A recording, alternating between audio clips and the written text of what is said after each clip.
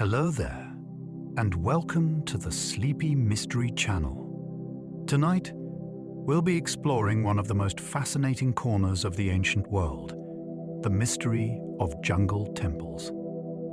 Deep in forests across the world, old sacred places still wait beneath roots and stone. Some were once the centers of powerful cities, while others seem to stand alone, as if their story was being hidden by the jungle itself. These temples raise questions that are still not easy to answer. How did ancient builders move such heavy materials through difficult land? Why were certain sites placed with such care?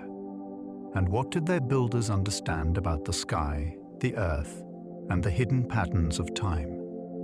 Some explanations are grounded in history. Others reach towards stranger possibilities.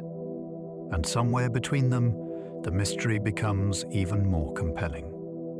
If you enjoy these curious journeys, I invite you to like, subscribe, or share a thought below. It helps others find their way here too, one sleepy soul at a time.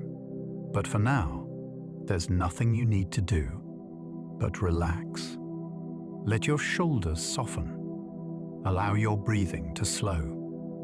And as your mind begins to loosen its grip on the day, join me as we explore these magical places together.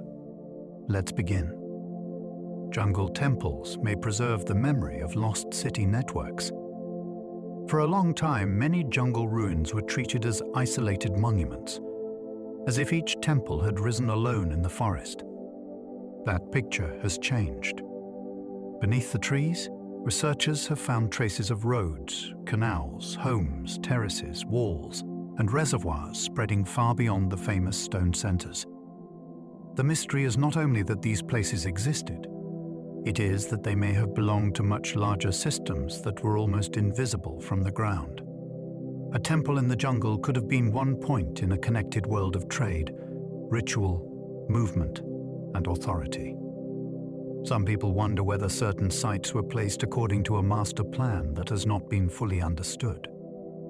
Others see them as fragments of cities that grew over many generations. Either way, the forest may not be hiding ruins at random. It may be covering the remains of forgotten urban worlds. Angkor Wat was built with an astronomical plan still debated today. The great Cambodian temple is famous for its scale, but its relationship with the sky makes it even more intriguing. Its towers, galleries, and center of approach appear to reflect careful planning that may connect with solar movement and sacred ideas about the universe. At certain times of year, the rising sun seems to interact with the structure in ways that feel deliberate. The question is, how much of this was practical design, religious symbolism, or advanced observation? Some scholars connect the layout to Hindu cosmology, where sacred architecture represents a divine order. Some people go further and suggest that the builders were encoding knowledge meant to last beyond their own civilization. What makes the mystery powerful is the precision.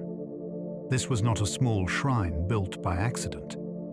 It was a vast sacred complex where stone, direction, and belief appear to work together with astonishing confidence. Hidden causeways suggest ancient visitors moved through jungles with purpose. Across several temple landscapes, raised roads and stone pathways run through areas that once seemed empty or unreachable. These causeways were not simple trails made by passing feet. Many were carefully built, sometimes elevated, and often connected temples to plazas, water features, and distant settlements. Their presence changes how these places should be imagined. Instead of lonely ruins surrounded by wilderness, we may be looking at controlled routes for pilgrims, rulers, workers, and ritual processions. In the Maya world, white roads called sakbiob could stretch between important centers. Around Khmer sites, causeways help direct movement through sacred space. Some people believe these routes may also have followed symbolic paths linked to the heavens or the underworld. What remains strange is the effort required. In dense, wet landscapes, building a lasting road was a major undertaking. That means the journey itself may have mattered as much as the destination.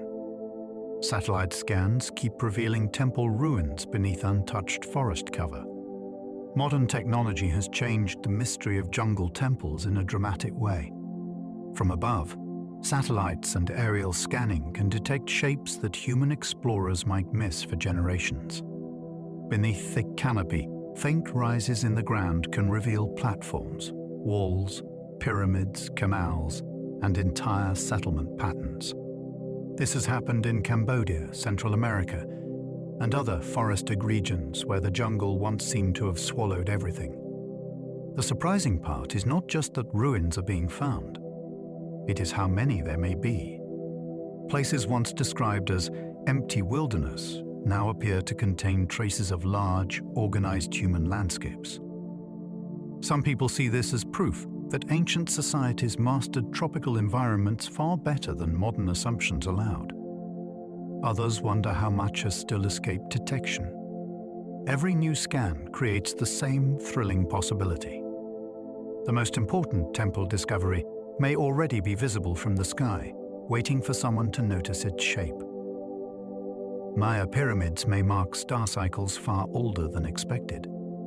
The Maya are often remembered for their calendars, but the connection between their temples and the sky may be even deeper than many people realize. Certain pyramids and ceremonial centers appear to reflect careful attention to the sun, Venus, and other repeating celestial patterns. These were not casual observations. In Maya thought, time could carry sacred power, and the movements above may have influenced ritual, kingship, and public ceremony. The mystery grows when some alignments seem to echo traditions that may have developed over many centuries before the monuments reached their final form. Some people suggest that older knowledge was preserved, refined, and built into stone. Others argue that later observers may be seeing patterns too eagerly. Still, the evidence of sky watching is hard to ignore. These temples may have functioned as sacred machines for tracking time, turning the heavens into something visible, measurable, and politically powerful. Tal Prom shows how quickly nature can reclaim sacred architecture. At this Cambodian temple, huge tree roots grip walls, courtyards, and towers in a way that has become world famous. The scene feels dramatic because it shows two forces at once. Human ambition built the temple, and the forest slowly answered. What makes the place so compelling is that neither force has completely won. The stone remains standing in some areas, while roots press into joints and spread over carvings like living supports. Conservation teams have faced a difficult question. Should the trees be removed to protect the structure, or preserved because they are now part of its identity? That tension turns the site into more than a ruin. It becomes a record of time acting on belief. Some people see it as a reminder that sacred places can sleep rather than disappear. The jungle did not simply destroy the temple. In a strange way, it helped make the mystery unforgettable. Some jungle temples align with solstices too precisely for coincidence. When a temple lines up with sunrise or sunset on a major turning point of the year, it invites a serious question. Was the alignment planned, or are modern observers finding meaning after the fact?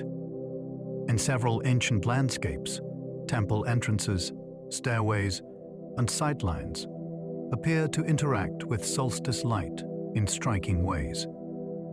For agricultural societies, knowing the rhythm of the year could matter deeply.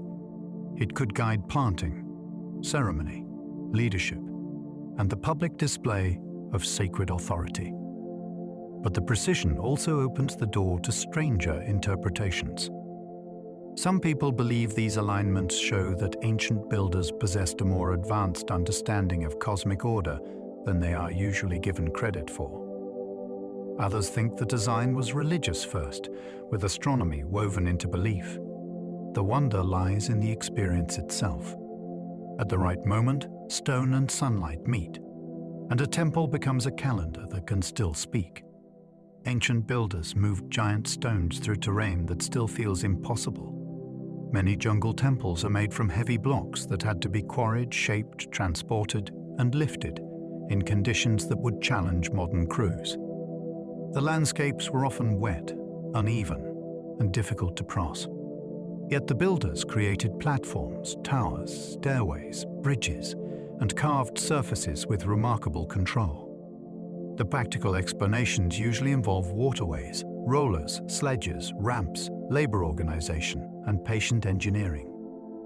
Even so, the scale can still feel astonishing when standing beside the stones themselves. Some people are drawn to more unusual ideas, including lost techniques or forgotten sciences that made the work easier than we imagine. The truth may be less dramatic, but not less impressive. Coordinating workers, materials, food, tools, and timing across a jungle environment required enormous planning. These monuments were not only religious achievements, they were logistical puzzles solved in stone by people whose capabilities may still be underestimated. Forgotten reservoirs reveal lost engineering beneath famous temple cities. Behind the beauty of many jungle temples lies a hidden story of water. In places such as Angkor, huge reservoirs, canals, embankments, and channels supported life on a scale that still surprises modern observers. These systems helped manage seasonal floods and dry periods, but they may also have carried sacred meaning. Water could reflect the heavens, mark divine order, and show the authority of rulers who claimed to keep the world in balance. The mystery is how these systems were designed, maintained, and adapted over time. A temple city was not simply a collection of monuments. It was a living machine that depended on careful water control. Some people believe the waterworks also encoded symbolic ideas, creating earthly versions of cosmic oceans or sacred landscapes. Others focus on their practical genius. Either interpretation leads to the same conclusion. Beneath the famous towers, there was an unseen infrastructure of extraordinary ambition. Remote temples may have served as maps of the heavens. Some sacred sites, deep in forested regions, seem to make more sense when viewed as parts of a larger pattern. Their positions, sightlines, and repeated architectural choices can suggest a relationship with the sky rather than only the ground. In this view, temples were not merely places to worship. They may have been fixed points in a sacred map where earthly locations mirrored celestial order. Certain cultures built with mountains, cardinal directions, sun paths, and star cycles in mind. The question is how literal that mapping was. Did priests use these places to track the heavens, or did rulers use heavenly symbolism to strengthen their power? Some people imagine entire landscapes arranged like star fields, with each shrine marking a hidden correspondence. That idea is difficult to prove, but it remains fascinating because many ancient builders clearly did not separate architecture from the cosmos. They built belief into geography. Bante Sre contains carvings so detailed they seem almost impossible. This small Cambodian temple is not the largest monument in the jungle, but its stonework can feel almost unreal. The carvings are famously delicate, with figures, patterns, and mythological scenes cut into reddish sandstone with extraordinary precision. Visitors often ask how artists working so long ago achieved such control using hand tools. The answer likely involves skilled craftsmanship, suitable stone, religious devotion, and generations of artistic tradition. Yet the effect still invites wonder. Some people suggest that the carvings preserve knowledge of lost techniques, or that the temple was created by specialists whose abilities were unusually advanced for their age. What makes the site especially interesting is its intimacy. Instead of overwhelming the viewer with size, it draws attention to detail. Every surface seems planned. Every figure seems deliberate. In a jungle world filled with massive temples, This one proves that mystery can also live in the smallest cut of stone. Lidar surveys have exposed hidden streets around Cambodian temple complexes. Lidar has allowed researchers to see through forest cover by measuring the ground from the air. Around Cambodian sites, this has revealed patterns that were difficult to recognize during ordinary exploration. The discoveries include grids, mounds, channels, pathways, and signs of occupation spreading beyond the central monuments. This matters because it changes the old picture of temple complexes as isolated sacred islands. They were often surrounded by organized neighborhoods and planned spaces that have mostly vanished at ground level. The temples were the most durable parts, but they were not the whole city. Some people see these discoveries as proof that ancient Cambodia held urban landscapes far more complex than expected. Others wonder whether the arrangement of streets and waterworks followed symbolic rules that are still being decoded. The deepest mystery is scale. The visible ruins may be only the surviving peaks of a much larger world hidden under leaves. Palenque's Temple of the Inscriptions still fuels ancient astronaut speculation. Inside this Maya temple, the tomb of ruler Pakal became one of the most debated images in alternative history. The carved sarcophagus lid shows a complex scene filled with sacred symbolism from Maya belief. Mainstream interpretation connects it with death, rebirth, and the ruler's journey through the cosmic order. Yet some people have famously claimed the image resembles a person operating a machine, which helped launch years of ancient astronaut speculation. The mystery is not simply about whether that claim is correct. It is about why the scene feels so strange to modern eyes. Maya art used a visual language that can look unfamiliar when removed from its original religious context. That unfamiliarity creates space for bold theories. Even when the symbolic reading is stronger, the fascination remains. This temple shows how a single carving can become a doorway between archaeology, imagination, and the human desire to find hidden visitors in ancient stone. Borobudur's design may represent a cosmic mountain in stone. Rising from the landscape of Java, Borobudur is one of the great sacred monuments of the world. Its form leads visitors upward through levels filled with reliefs, platforms, and stupas, creating a journey that can be read as spiritual ascent. Many interpretations connect it with Buddhist cosmology, where movement through the structure reflects a path toward enlightenment. What makes the monument so powerful is that the teaching is not only written or spoken. It is built into the act of walking. The visitor moves through a designed experience. Some people see the monument as a symbolic mountain, a stone version of a sacred center that links earth and higher reality. Others wonder whether its placement and shape encode older local traditions beneath the Buddhist design. The mystery comes from its scale and purpose. It is not merely a temple. It is a complete vision of the universe made physical. Explorers often found jungle temples by following local legends first. Many famous ruins were never truly lost to the people who lived near them. Local communities often knew of old walls, carvings, mounds, or sacred places long before outsiders arrived with notebooks and maps. Explorers sometimes reached major sites by listening to stories about hidden cities, abandoned shrines, or strange stones in the forest. This creates an important reversal in the usual adventure tale. The jungle did not hide everything from everyone.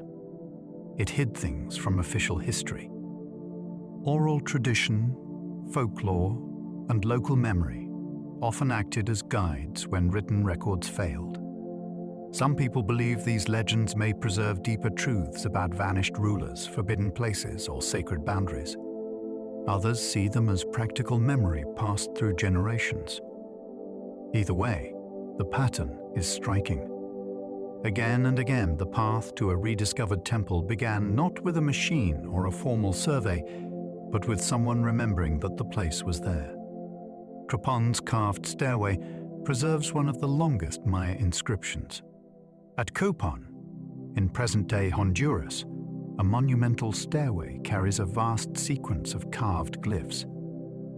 It is one of the most remarkable written records left by the Maya, and it turns architecture into a public text. Each block contributed to a dynastic story connected with rulers, legitimacy, and sacred authority. The mystery is sharpened by the fact that parts of the stairway were disturbed long ago, which means the original order of some glyphs became difficult to reconstruct. Imagine a history book carved into stone, then partially rearranged by time. Scholars have worked to understand the message, but the monument still carries an air of unfinished revelation. Some people wonder what political secrets or cosmic claims might be hidden in damaged sections. What is certain is that the stairway was designed to impress. Anyone climbing it would have moved across a record of power, ancestry, and memory, written for both people and gods. Dense forests may still conceal entire ceremonial districts near known ruins. One of the most exciting possibilities in jungle archaeology is that major discoveries may be waiting close to places already famous. The forest can hide low platforms, small shrines, plazas, processional spaces, and buried foundations only a short distance from restored temples. Visitors may walk near an important ancient district without realizing it. This happens because jungle growth changes how ruins appear. Stone collapses, earth rises, trees take root, and once organized spaces become irregular ground. The result is a mystery of missing context. A celebrated temple might once have belonged to a much larger ceremonial zone that has not been fully mapped. Some people imagine hidden priestly areas or restricted spaces reserved for rituals that were never described in surviving records. Careful research offers grounded possibilities, but the larger feeling remains thrilling. The known monument may be only the doorway. The real story may still be waiting in the trees around it. Koker's pyramid has inspired theories about royal power and secrecy. This Cambodian site was once a capital, but it still feels different from the more familiar monuments of Angkor. Its great stepped pyramid rises with a stark force that has made many visitors compare it to temples from faraway civilizations. The structure is usually understood within Khmer history, especially the reign of Jayavarman IV. Yet its unusual form, remote setting, and brief period of royal importance invite bigger questions. Why create such a striking center and then leave it behind so quickly? Was it a bold political statement, a sacred experiment, or a king's attempt to reshape cosmic authority around himself? Some people see the pyramid as evidence of hidden ritual knowledge or a deliberate break from tradition. Others view it as a dramatic expression of power during a specific historical moment. Either way, Koker feels like a place where ambition was carved into height, then surrounded by silence. Ancient temple roads may have linked cities across vast jungle regions. The idea of isolated jungle ruins becomes much harder to accept when ancient roads enter the picture. In several regions, engineered routes connected ceremonial centers, settlements, water systems, and political territories across difficult land. These roads were not just practical conveniences. They could mark control, organize movement, and turn distance into a sacred experience. In Maya areas, some roads ran straight through forest and wetland, with surprising confidence. In Southeast Asia, paths and causeways helped bind temple landscapes into larger cultural systems. The mystery is how extensive these networks truly were. Some may have carried merchants and officials. Others may have guided pilgrims during important ceremonies. Some people believe the roads followed older energy lines or sacred directions remembered from a lost tradition. Whether practical or symbolic, their existence reveals a bigger world, The temples were not mute monuments in the trees. They were connected places within moving civilizations. The Bayons, smiling faces, still have no universally accepted explanation. At the center of Angkor, the Bayon rises with towers covered in enormous serene faces. They look outward in different directions, creating one of the most memorable sights in ancient architecture. The common explanations connect them with King Jayavarman VII, Buddhist compassion, royal authority, or a blending of divine and human power. Yet there is still debate about exactly who or what the faces represent. Their expression is part of the puzzle. They do not appear angry or distant. They seem watchful, controlled, and strangely calm. Some people believe they were meant to show a ruler whose presence extended across the city. Others imagine a spiritual force looking over the empire through stone. The mystery is strengthened by repetition. One face would be a symbol. Many faces become an atmosphere of surveillance and blessing.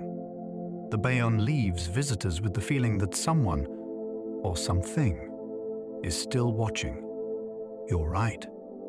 Here is the corrected next batch, expanded properly.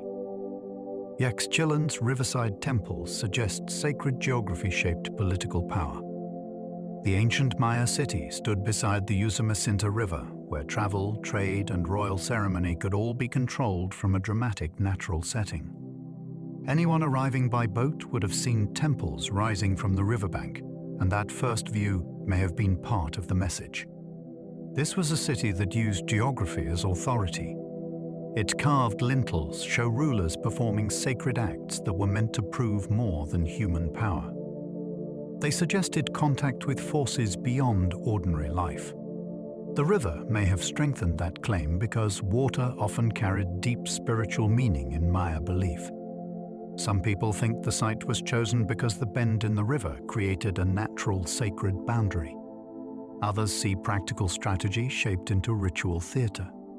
By the way, Yaxchilan shows how a temple city could turn landscape into politics, and politics into something that felt divinely approved. Strange acoustic effects may have made temple rituals feel supernatural. Ancient ceremonies were not only meant to be watched, they may have been carefully designed to be heard in ways that changed how people felt. In some temple courts, a voice can carry farther than expected. A clap can echo sharply. A drumbeat can seem to travel through stone before reaching the crowd. To someone standing there during a ritual, that sound might have felt like proof that unseen powers were present. Priests and rulers may have understood where to stand and when to speak, even if the public did not know why the effect worked. Some people believe these acoustic surprises were intentional parts of temple design. Others think builders discovered them by experience and used them when they appeared. The result is still fascinating. A temple could become more than a sacred building. It could behave like an instrument, turning ordinary sound into something that felt impossible. Caracol's hidden scale changed ideas about Maya urban life. For many years, some people imagined Maya cities as small, ceremonial centers surrounded by scattered farming communities. Caracol made that picture look far too simple. Beneath the forest of Belize, researchers found roads, terraces, reservoirs, homes, tombs, and monuments spread across a vast area. This was not a lonely temple group hidden in trees. It was a powerful urban landscape that supported a large population and projected authority over a wide region. The mystery is how much organization was required to keep such a place working. Food, water, labor, ritual, and defense all had to be managed in a difficult environment. Some people see Caracol as evidence that ancient jungle cities were more advanced than the standard story allows. Others focus on its rivalry with nearby powers. Either way, the site changes the imagination. The forest was not empty around the temples. It was covering a city. Temple staircases often forced worshippers to climb toward symbolic heavens. A staircase in a sacred complex was rarely just a practical route upward. It controlled the body, slowed the pace, and made every step part of an experience. People climbed from the ordinary ground toward platforms where rulers, priests, and sacred images appeared above the crowd. That movement could make authority feel natural. The person at the summit seemed closer to the sky, and everyone below had to look up. In many ancient cultures, height was connected with mountains, divine order, and contact with powers beyond daily life. Some people think certain stairways also carried meanings through their number of steps or their direction. Others see them as powerful tools of social display. The effect was simple and unforgettable. Before anyone heard a word of ritual speech, the architecture had already taught a lesson. Sacred power was above, and the climb made that idea physical. Lost inscriptions may explain why some jungle cities were abandoned. Many ruined cities feel mysterious because the words that once explained them are damaged, buried, or gone. Inscriptions could have recorded droughts, rival kings, broken alliances, religious changes, or decisions that forced people to leave. When those carved records disappear, the remaining stones become harder to read. A missing panel might have named the ruler who failed. A broken date might have marked the beginning of a crisis. A destroyed doorway text might have explained why a sacred building was sealed forever. Some people believe certain inscriptions were deliberately erased by enemies or later rulers who wanted history rewritten. Others think time and weather did most of the damage. The frustrating part is that the answers may once have been visible to everyone who entered the city. A few lost lines could change the entire story. Without them, abandonment becomes a puzzle made from silence. Tikal's tallest temples rose above the canopy like ancient observatories. In the lowlands of Guatemala, Tikal's great temple towers reached high enough to break through the surrounding forest. That height created a rare command of the horizon. From the upper platforms, rulers and priests could watch seasonal changes, distant smoke, approaching movement, and the sky itself. This mattered in a world where time, ceremony, and political power were closely connected. The temples also made the city visible from far away. They rose as public statements that royal authority could reach above the trees. Some people believe these summits helped track celestial events used in ritual calendars. Others see them mainly as monuments to dynastic power. The two ideas do not cancel each other out. A ruler who could stand above the canopy and announce the right moment for ceremony would appear to possess special knowledge. At Tikal, height became vision, and vision became power. Unfinished monuments raise questions about sudden disruptions in temple construction. A completed temple tells one kind of story. An unfinished one tells another. When stones are left rough, platforms remain incomplete, or carvings stop before their final detail, the silence becomes gripping. Something interrupted the plan. A ruler may have died. A war may have shifted resources. A drought may have broken the labor system. A religious change may have made the project unwanted. In some cases, the reason may have been more personal, such as a failed prophecy or a ceremony that leaders believed had gone wrong. These abandoned works are fascinating because they preserve a moment of crisis rather than triumph. They show ambition caught in the middle of becoming permanent. Some people wonder whether unfinished temples mark political secrets that were never written down. Others see them as evidence of practical limits. Either way, they remind us that ancient power was never as stable as stone makes it appear. Sacred cenotes near temples suggest water held mysterious spiritual authority. In the Maya world, natural wells could be far more than sources of drinking water. A cenote could be understood as an opening into a hidden realm beneath the earth. When temples stood near these deep pools, the entire setting gained religious force. Water was necessary for survival, but it also carried meaning connected with life, renewal, and contact with unseen powers. Offerings found in some cenotes show that people approached them with seriousness and care. The mystery is how much control over these places shaped political authority. A ruler who governed access to sacred water may have seemed able to stand between the community and the world below. Some people believe certain temple sites were built near cenotes because the land was already sacred before the first stone was placed. In that view, architecture did not create the holiness. It marked a power that was already there. Pre-Vihir's cliff temple points toward a dramatic celestial horizon. High on a mountain ridge, Pre-Vihir creates a very different experience from temples built on flatter ground. Its long approach leads through a sequence of spaces that draw the visitor toward a powerful edge of land and sky. The placement feels deliberate because the mountain is not merely a backdrop. It becomes part of the sacred design. A person moving through the temple is gradually lifted away from ordinary terrain and guided toward a horizon that must have felt charged with meaning. Some people think the orientation may connect with solar movement or divine geography. Others view it as a royal statement made through landscape. What makes the site so compelling is the way distance becomes part of worship. The temple does not only contain sacred space, it sends the mind outward. At Pre-Vihir, architecture and elevation work together to make the horizon feel chosen.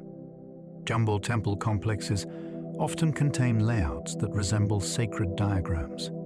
Many ancient temple plans were not simply practical arrangements of walls and towers.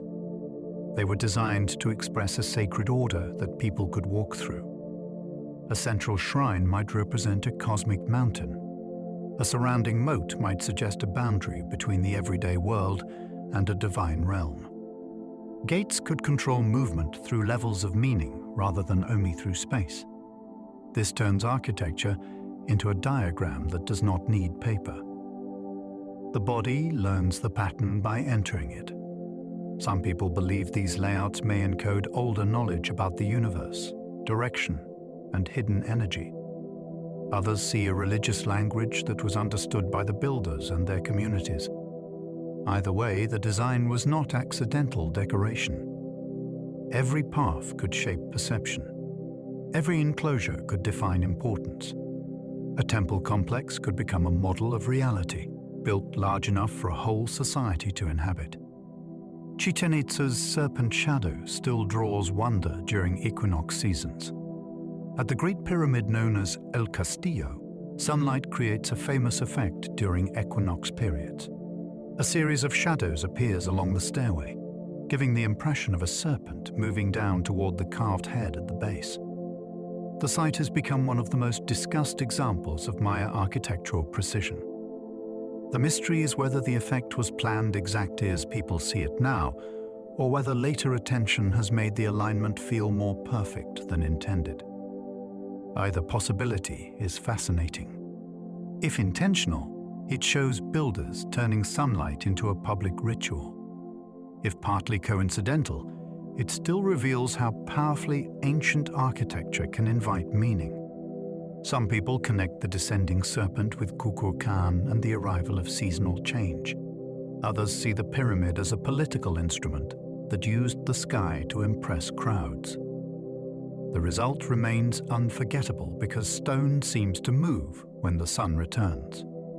Hidden chambers may remain sealed inside famous jungle pyramids. The most famous temple pyramids can feel completely known because they have been photographed, mapped, and visited for decades. Yet many still contain areas that are difficult to access or have not been fully explored. Ancient builders often placed earlier structures inside later ones, creating nested temples hidden within the final monument. Passageways might be blocked, chambers may be unstable, and sacred spaces could remain protected by design or collapse. This possibility keeps the imagination alive. A sealed room might contain offerings, murals, royal burials, inscriptions, or evidence of rituals that changed the site's meaning. Some people believe hidden chambers were created to preserve powerful knowledge from ordinary eyes. Others see them as normal parts of construction sequences and burial practice. The mystery is that both views can make a temple feel alive. What visitors see from outside may be only the outer skin of a deeper structure. Ancient builders sometimes buried older temples beneath newer sacred structures. In many temple cities, sacred space did not begin and end with a single building. New rulers often built directly over earlier structures, preserving the old core while transforming its outward appearance. This practice created monuments with hidden histories inside them. A temple might look like one complete design, yet beneath the visible surface could be earlier platforms, stairways, shrines, and offerings from different generations. The choice to build over the past was meaningful. It allowed later leaders to claim connection with older authority while reshaping memory for their own time. Some people believe this layering also protected sacred power, like sealing earlier holiness inside a larger form. Others see it as a political act that made new rule appear ancient. The result is one of the great mysteries of temple architecture. A building may not be a single moment in history. It may be several worlds stacked together. Prasad. Tom's 7 tiers have attracted bold cosmic ladder theories.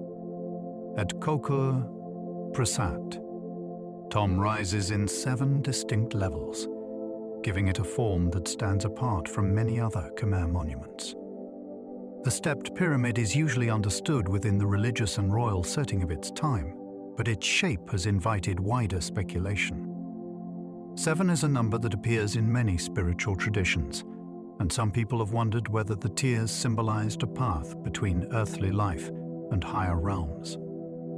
Others suggest the structure was a king's statement of power, designed to place royal authority at the center of a new sacred landscape. The remote setting adds to the fascination because Angkor served as a capital for only a short period. That makes the monument feel like a dramatic experiment in stone. Whether it was a cosmic ladder, a political platform, or both, Prasad Tom leaves the impression of ambition reaching upward with unusual force. Temple carvings may record forgotten rulers, disasters, and unusual sky events. Ancient carvings can look decorative at first, but many were serious records. A figure, date, symbol, or scene might preserve information about kingship, war, weather, ceremony, or rare events in the sky. The challenge is that the visual language can be difficult to interpret, especially when pieces are damaged or removed from their original setting. What appears to be a mythic image may also contain history. What looks like a royal portrait may carry a political claim. Some people believe certain carvings preserve memories of eclipses, comets, storms, or disasters that deeply affected ancient communities. Others are more cautious and see ritual symbolism rather than eyewitness record. The mystery lies in the overlap. Ancient people did not always separate history, religion, and cosmic meaning the way modern viewers do. A carved wall could be a chronicle, a warning, and a sacred message at the same time. Remote shrines show that pilgrimage routes crossed dangerous jungle terrain. Small shrines deep in forested regions can reveal a forgotten geography of devotion. They show that people did not only worship at major temples near capitals, they also traveled through difficult land to reach sacred places that may have been tied to local spirits, older traditions, or special ritual moments. Such journeys were not casual. Jungle paths could involve heat, insects, floods, wild animals, and uncertainty. That effort suggests the destination mattered greatly. A remote shrine may have served as a stopping point on a longer route, a boundary marker, or a place where pilgrims made offerings before reaching a larger center. Some people imagine these routes as lines of spiritual force connecting the landscape. Others see them as social networks built through repeated travel. Either way, the scattered shrines change the story. Sacred life was not confined to grand monuments. It moved through the forest. The Olmec influence on later jungle temples remains deeply mysterious. Long before many famous Maya cities reached their height, the Olmec created powerful ceremonial centers with colossal heads, carved monuments, and complex sacred symbolism. Their influence on later cultures is one of the most debated subjects in ancient Mesoamerica.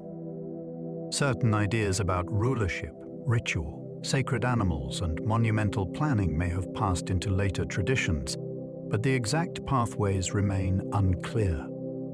Did later temple builders inherit Olmec concepts directly, or did similar beliefs develop across connected regions over time?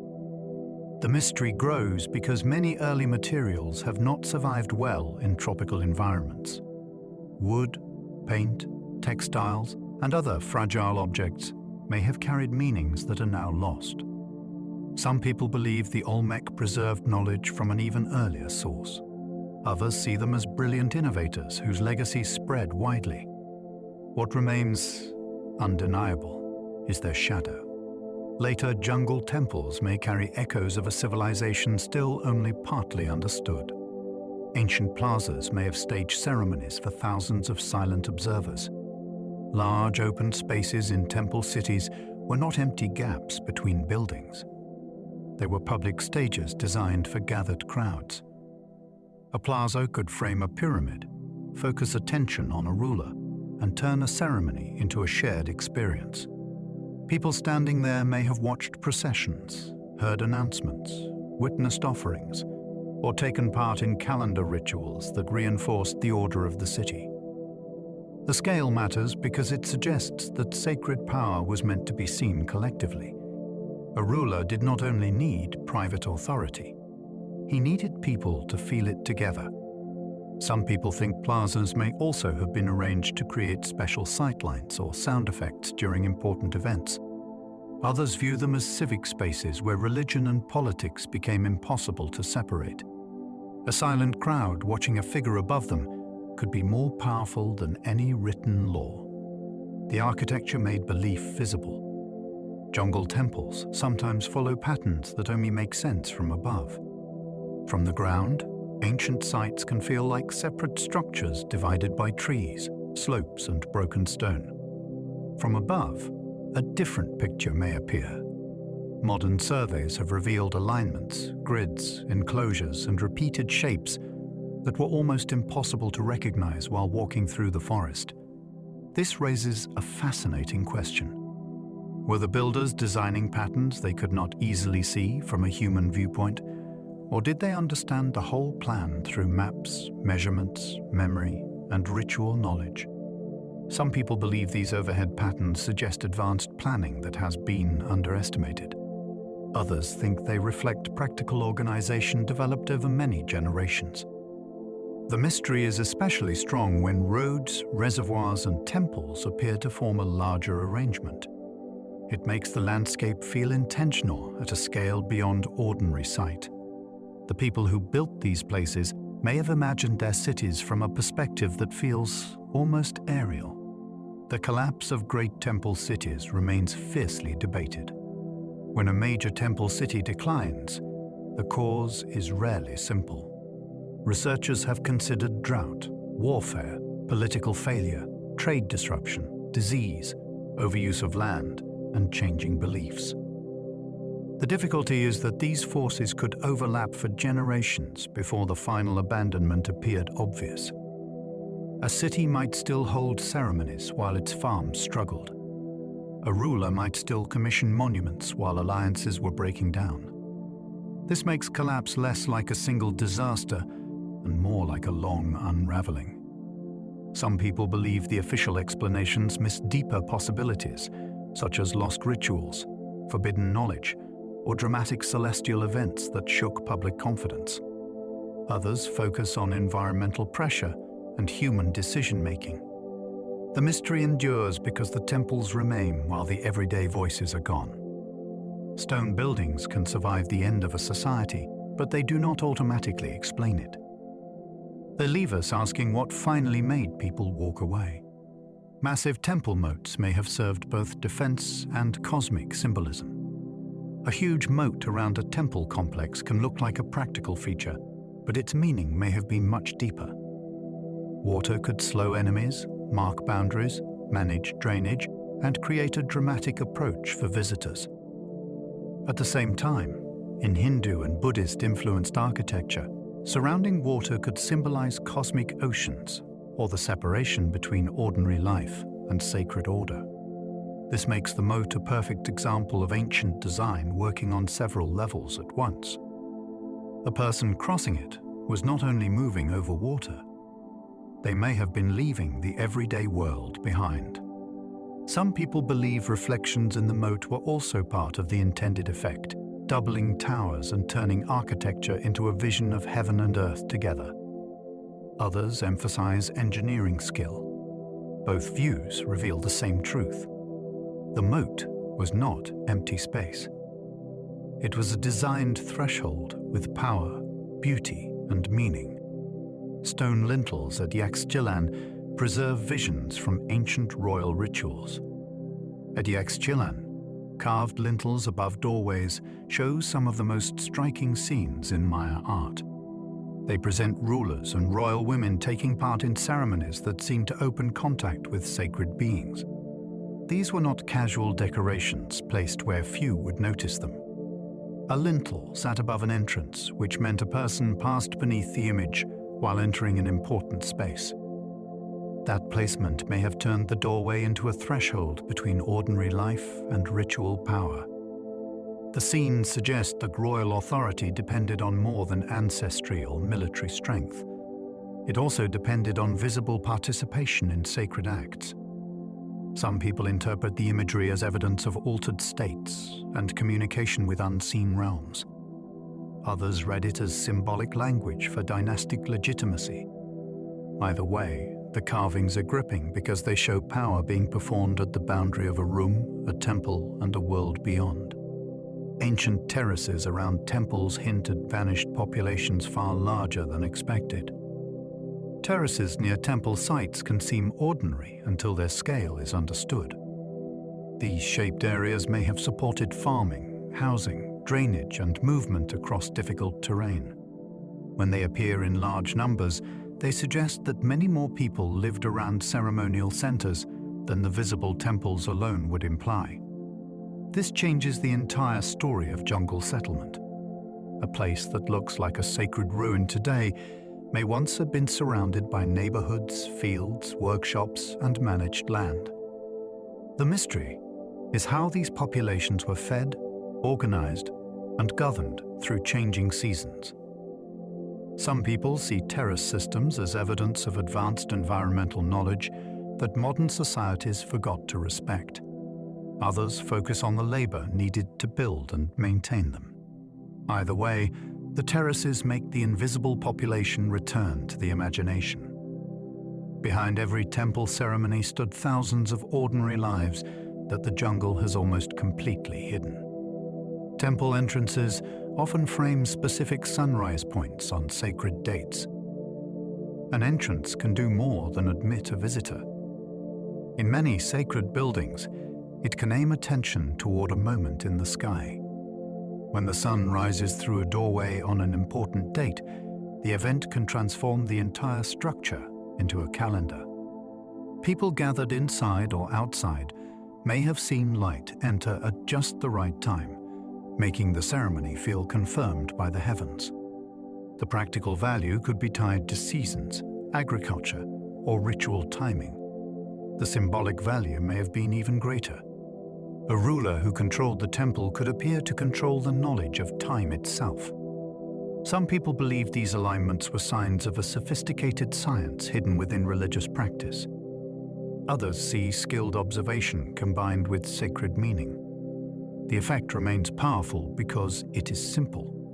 A building waits all year for one sunrise, then briefly reveals why it faces that way.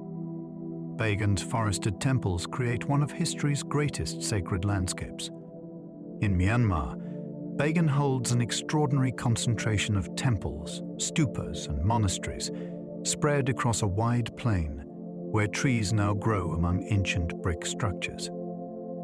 Unlike a single temple complex, Bagan feels like a whole sacred world distributed across the land.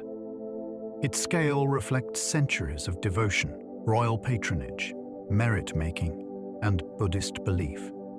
The mystery is how such an immense building tradition transformed the region both spiritually and politically. Each monument had its own purpose, yet together they created a landscape that shaped memory for generations. Some people wonder whether the placement of certain temples followed patterns connected with astrology, sacred geography, or royal destiny. Others see a gradual accumulation of faith made visible in brick.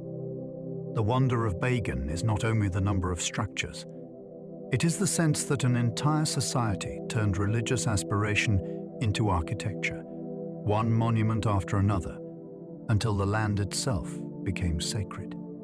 Hidden drainage systems kept temple cities alive through violent rainy seasons. Tropical temple cities had to survive water as both gift and threat.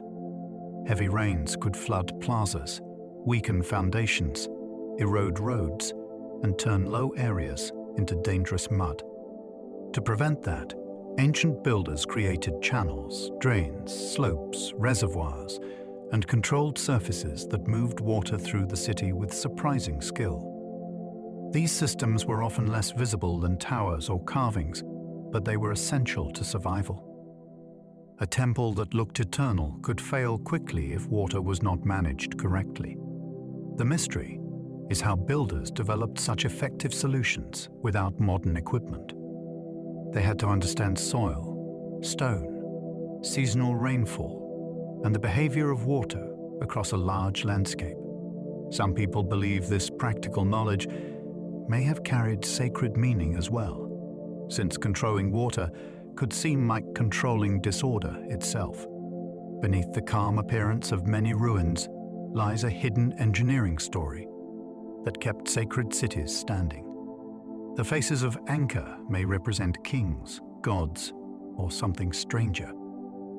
Across Angkor, especially at the Bayonne, enormous carved faces have invited debate for generations. Their expressions are calm, watchful, and difficult to define. Many interpretations connect them with a powerful ruler, a compassionate Buddhist figure, or a fusion of royal and divine presence. Yet the faces resist one easy answer. They look human enough to feel personal, but symbolic enough to feel beyond human. That ambiguity is exactly what makes them so compelling. Some people think they were designed to suggest that the king could see across his city through sacred stone. Others imagine them as guardians placed to hold invisible order in every direction. A stranger possibility is that their meaning was deliberately layered, so different viewers saw different kinds of authority. The mystery may not be solved by choosing one identity. The faces may have been meant to blur the boundary between ruler, deity, and presence itself. Maya ball courts near temples may have staged symbolic cosmic battles. Ball courts were not just sports arenas in the modern sense. In many Mesoamerican cities, they stood close to temples and carried deep ritual meaning.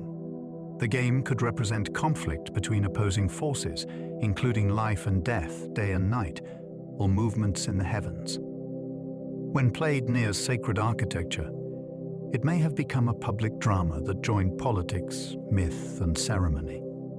The sound of the ball, the shape of the court, and the gathered audience all contributed to the experience. Some people believe certain matches were connected with royal power or important calendar moments. Others see the game as a reenactment of stories preserved in Maya tradition. What makes these courts mysterious is their placement. They were woven into sacred centers, not pushed to the edges of daily life. The game may have been entertainment, but it was also a performance of cosmic order before the watching city. Ancient stairways often counted time through numbers built into architecture. Some temple stairways may have carried meaning through the number of steps, levels, or repeated features built into them. In societies where calendars shaped public life, numbers could be sacred tools rather than simple measurements. A staircase might mark days, cycles, directions, or stages of a ritual journey. This possibility is especially fascinating because it means people could climb through a hidden structure of time without reading a single inscription. The body would move through the count. The architecture would make the calendar physical. Some people believe these numerical patterns reveal advanced knowledge of astronomy and destiny. Others warn that modern viewers sometimes force patterns onto buildings that were shaped by practical needs. The mystery sits between those views. Ancient builders clearly cared about numbers, proportion, and symbolic order. The question is how much they encoded deliberately. A stairway may be more than stone steps. It may be time made climbable. Jungle vines have protected some ruins while destroying others completely. The forest can be both guardian and destroyer. Vines, roots, and thick vegetation may hide temples from looters, weather, and careless damage for centuries. At the same time, growing plants can push into cracks, pull stones apart, trap moisture, and make walls collapse. This creates a strange partnership between nature and ruins. The jungle may preserve a temple long enough for it to be rediscovered, then slowly threaten the very stones it helped conceal. Conservation teams often face difficult choices. Removing growth can save a wall, but it can also change the famous appearance that made the site unforgettable. Some people see the struggle as a symbol of time reclaiming human ambition. Others see a practical battle between preservation and decay. The mystery is that the forest is not simply an enemy of archaeology. In many places, it has been the hiding place, the danger, and the reason the temple survived. Temple inscriptions sometimes describe rulers communicating with unseen realms. Carved texts in ancient temples were not always simple records of events. Many described ceremonies where rulers claimed contact with powers beyond ordinary life. These moments could involve ancestors, gods, spirit beings, or forces connected with time itself. To modern ears, that may sound symbolic. To the people watching the ceremony, it may have felt like the deepest proof that a ruler was fit to govern. The temple became the place where human authority crossed into sacred authority. A king did not merely say he was powerful. He showed that his power came from a world most people could not enter. Some people believe these inscriptions preserve memories of real altered states, secret rites, or knowledge that was guarded by priestly groups. Others see political theater shaped by religious belief. Either way, the message is gripping. Ancient power was not presented as administration. It was presented as communication with the invisible. The lost city of Mahendraparvata rewrote early Angkor history. For years, the story of the Khmer world seemed to begin most clearly with the great monuments around Angkor. Then discoveries on Phnom Kulen revealed a much older urban landscape hidden under forest. Roads, mounds, temples, and water features suggested that a royal center had existed there before Angkor became the giant everyone remembers. That changed the timeline in a powerful way. It showed that the roots of Angkorian power may have been tested in the mountains first. The mystery is why this highland city was built, how it functioned, and why its importance faded. Some people imagine it as a sacred prototype for a later empire.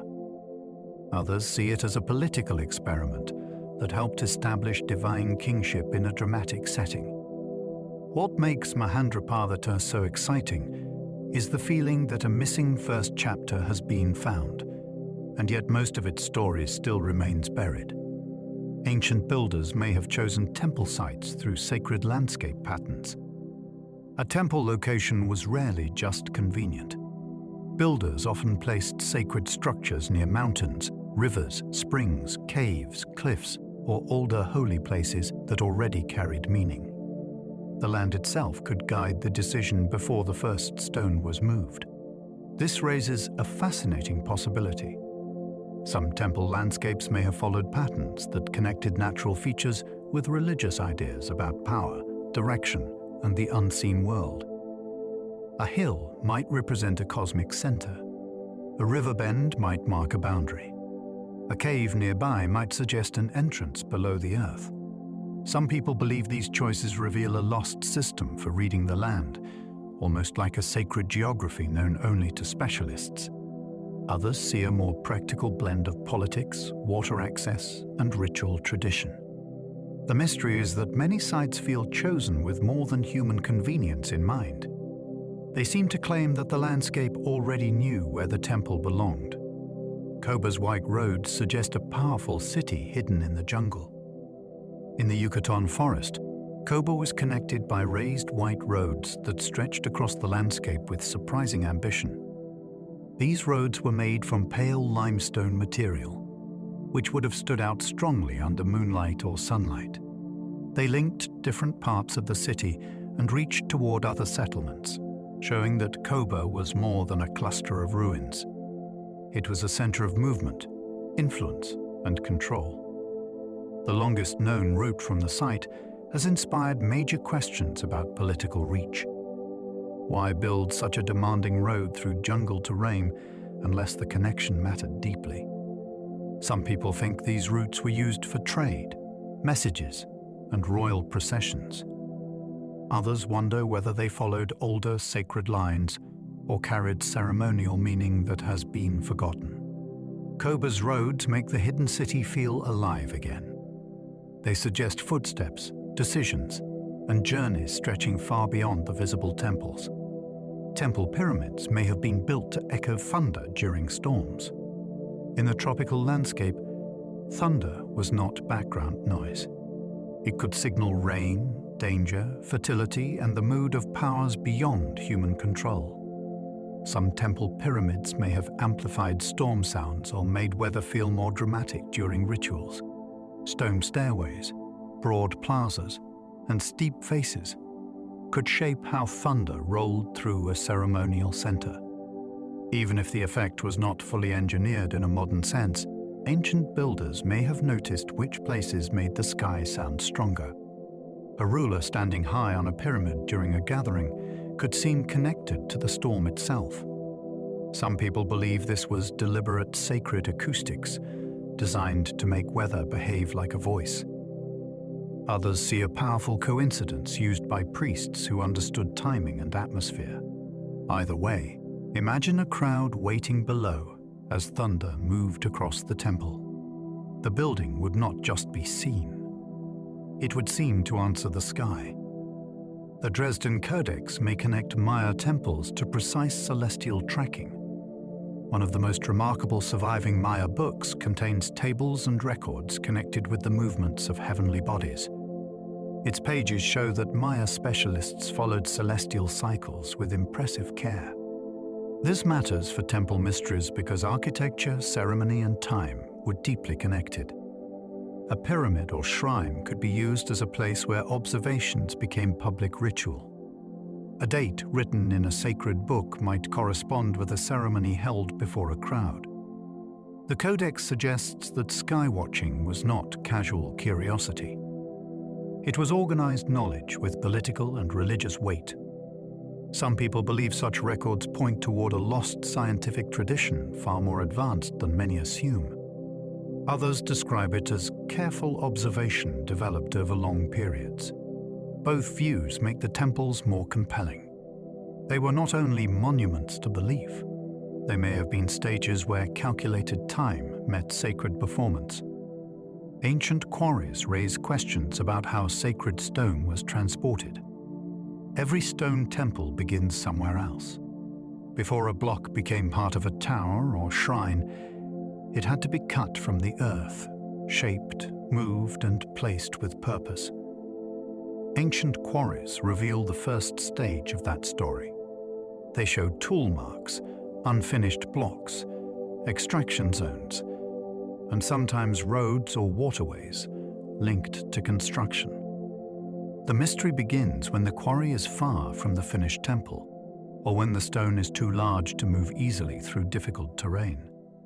Practical explanations include sledges, rafts, rollers, ramps, and skilled labor teams. Yet the achievement still feels extraordinary. Some people imagine forgotten lifting methods, lost engineering tricks, or ritual knowledge that organized the work with unusual precision. The stone itself may have carried sacred identity from its source. Moving it was not just a building task. It may have been a ceremony of transferring power from the land into the temple. Jungle temples often sit near caves believed to be underworld entrances. Across many ancient cultures, caves were treated as more than natural openings in rock. They could be places where the earth seemed to breathe, speak, or lead downward into hidden realms. When temples were placed near caves, the connection may have been deeply intentional. The building above could relate to the world below, creating a sacred axis between sky, surface, and underworld. In Maya belief, caves often carried strong associations with creation, ancestors, water, and spiritual passage. A temple near such a place could gain authority from a landscape feature older than the city itself. Some people believe certain caves were used for secret rites known only to priests or rulers. Others see them as local holy sites later absorbed into larger temple systems. The mystery is powerful because the architecture did not replace the cave. It may have worked with it, turning the land into a doorway. Phnom Kulen's river carvings suggest worship flowed through the landscape. On Phnom Kulen in Cambodia, sacred carvings were made directly into riverbeds, allowing water to pass over images of lingams and other religious symbols. This creates one of the most fascinating forms of temple-related worship. Instead of placing the sacred only inside a building, the builders marked the moving water itself. As the river flowed downstream, it may have carried blessed meaning toward communities, fields, and later sacred centers. The idea is simple, yet astonishing. The landscape became part of the ritual system. Some people see this as a sign that Khmer religion understood water as a living carrier of divine power. Others wonder whether the river carvings preserved older mountain traditions that shaped the rise of Angkor. The mystery is not just what was carved. It is why the sacred was placed where it would be touched constantly by flowing water, as if worship was meant to move. The scale of Angkor's waterworks still challenges modern imagination. Angkor was not supported by temples alone. Its survival depended on huge reservoirs, canals, embankments, and channels that managed water across a vast landscape. These features help store water, reduce flooding, and support agriculture through seasonal change. Their size still feels difficult to absorb because they required planning over distances far beyond the central monuments. The city was not simply built in the jungle. It was built with a managed environment around it. Some people believe the water system also represented a cosmic order, with reservoirs reflecting sacred oceans and royal power. Others focus on the engineering challenge of maintaining such a network for generations. The mystery is how rulers coordinated labor, knowledge, and ritual authority on that scale. Angkor's towers may draw the eye first, but the deeper wonder may lie in the water. Without that hidden system, the sacred city could never have become so vast. Temple masks often blend human features with beings from myth. Many jungle temple carvings show faces that are not fully human and not fully animal. They may carry wide eyes, fangs, elaborate headdresses, or expressions that suggest transformation.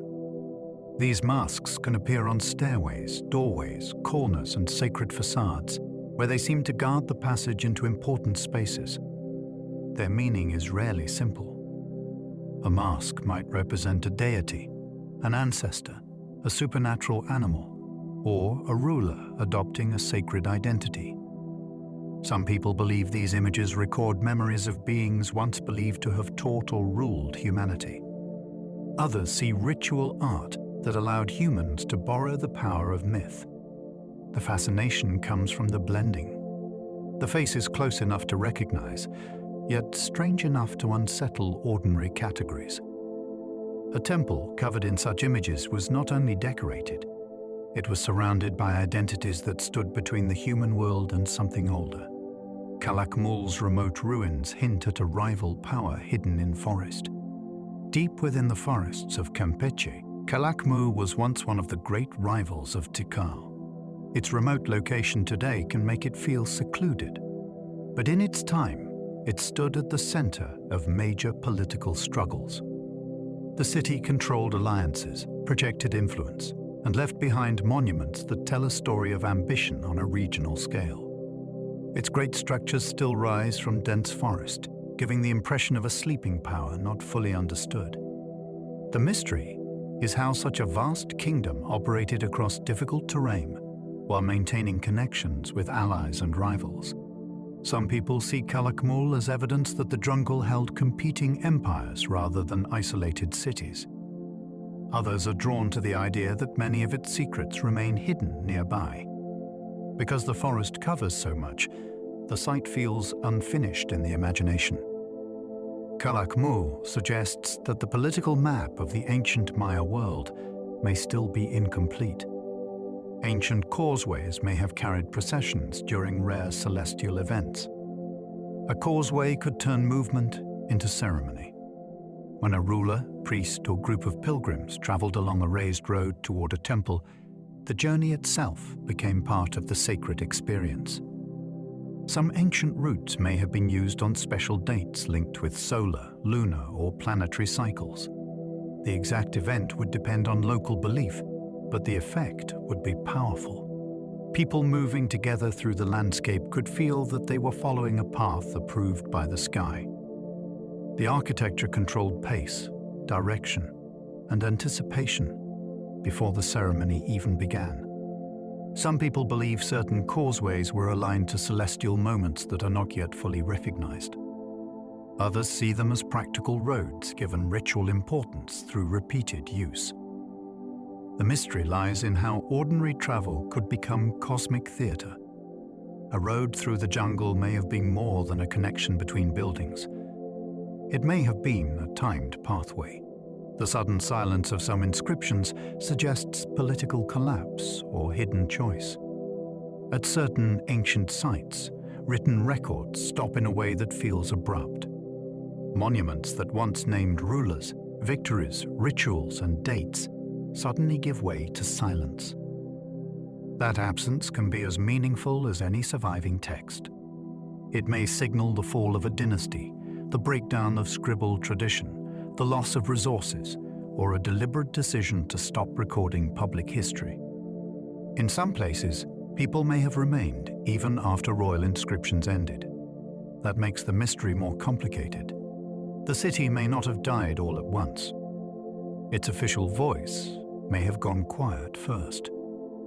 Some people wonder whether silence itself was a political act, perhaps meant to conceal defeat or avoid dangerous memories. Others connect it with wider stress across the region. Whatever the cause, the final missing words are haunting. A culture that once carved time into stone reached a point where it no longer did. Jungle temples may have amplified drums, chants, and footsteps with design.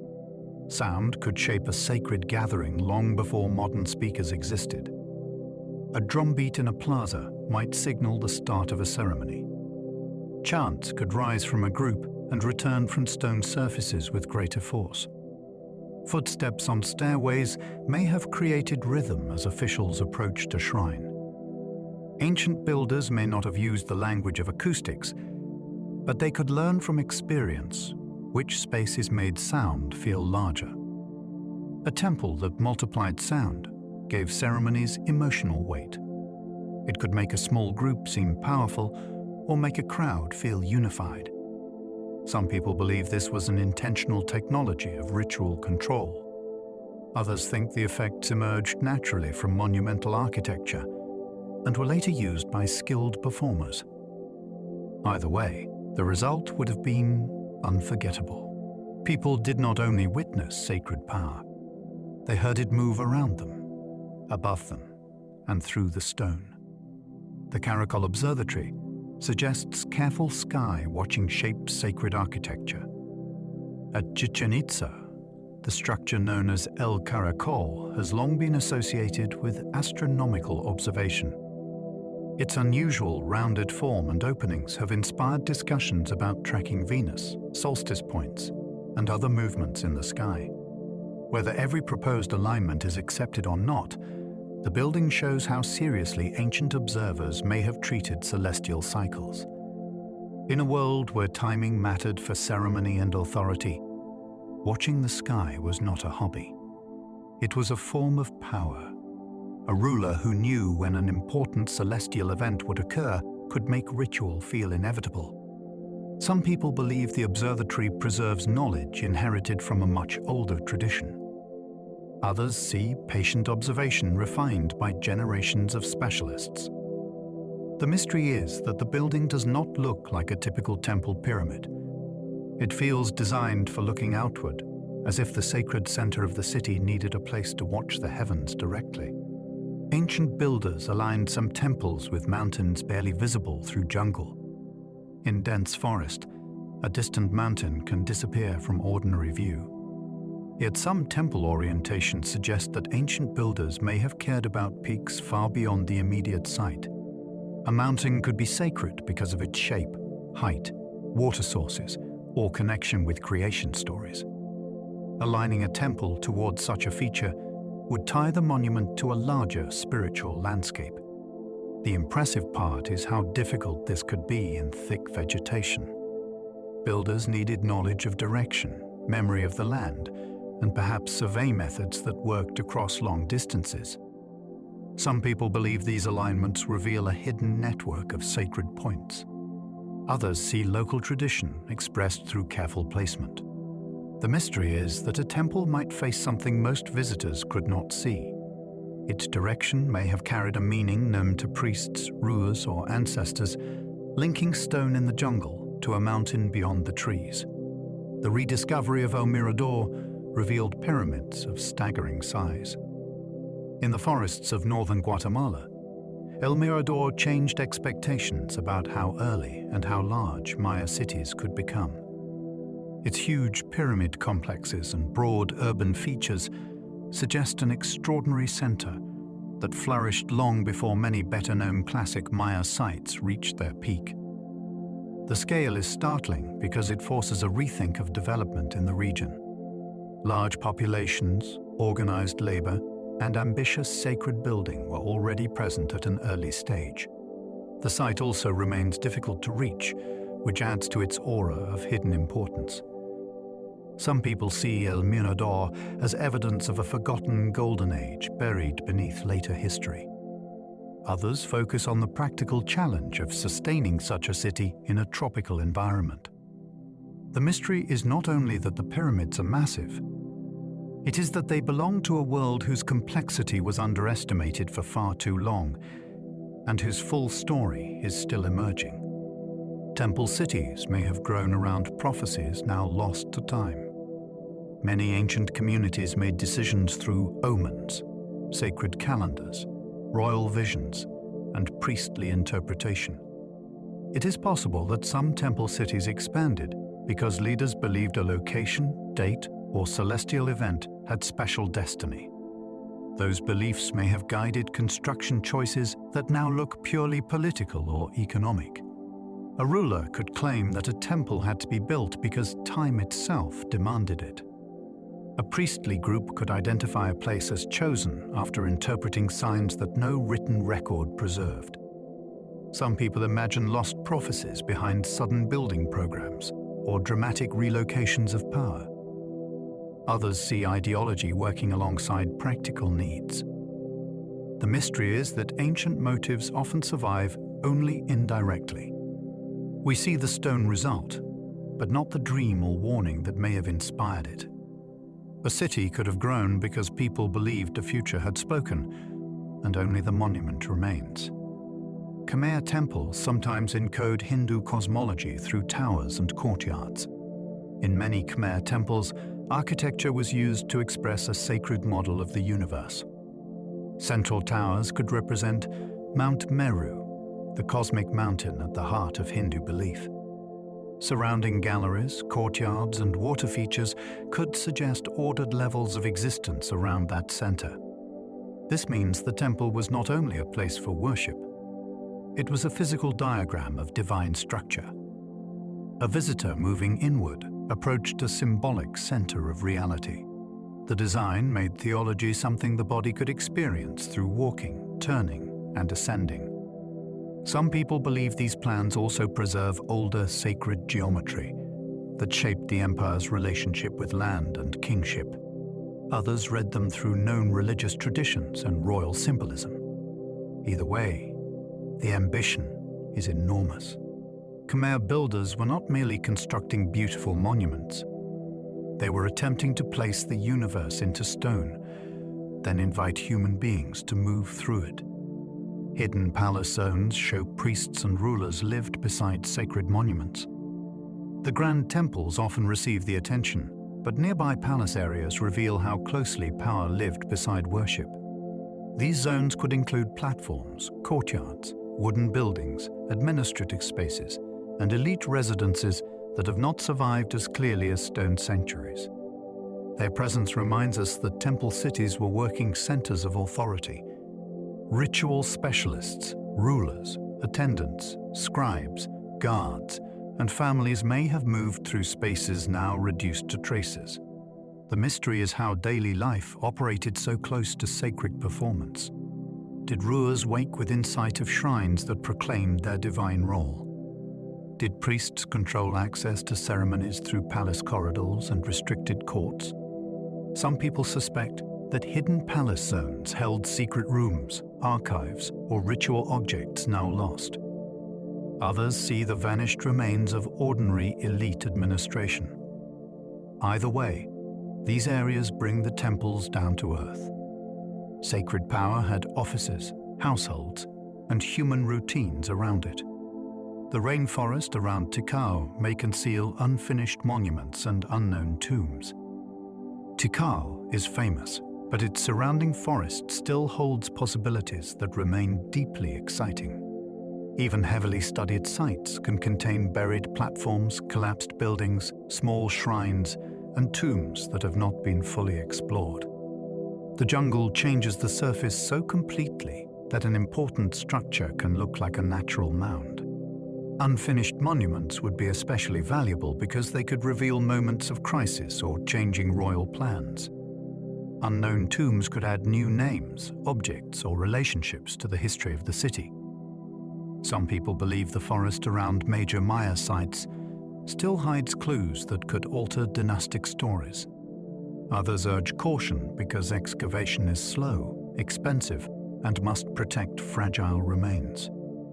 The mystery is that Tikal's known temples may represent only the most visible part of its ancient landscape.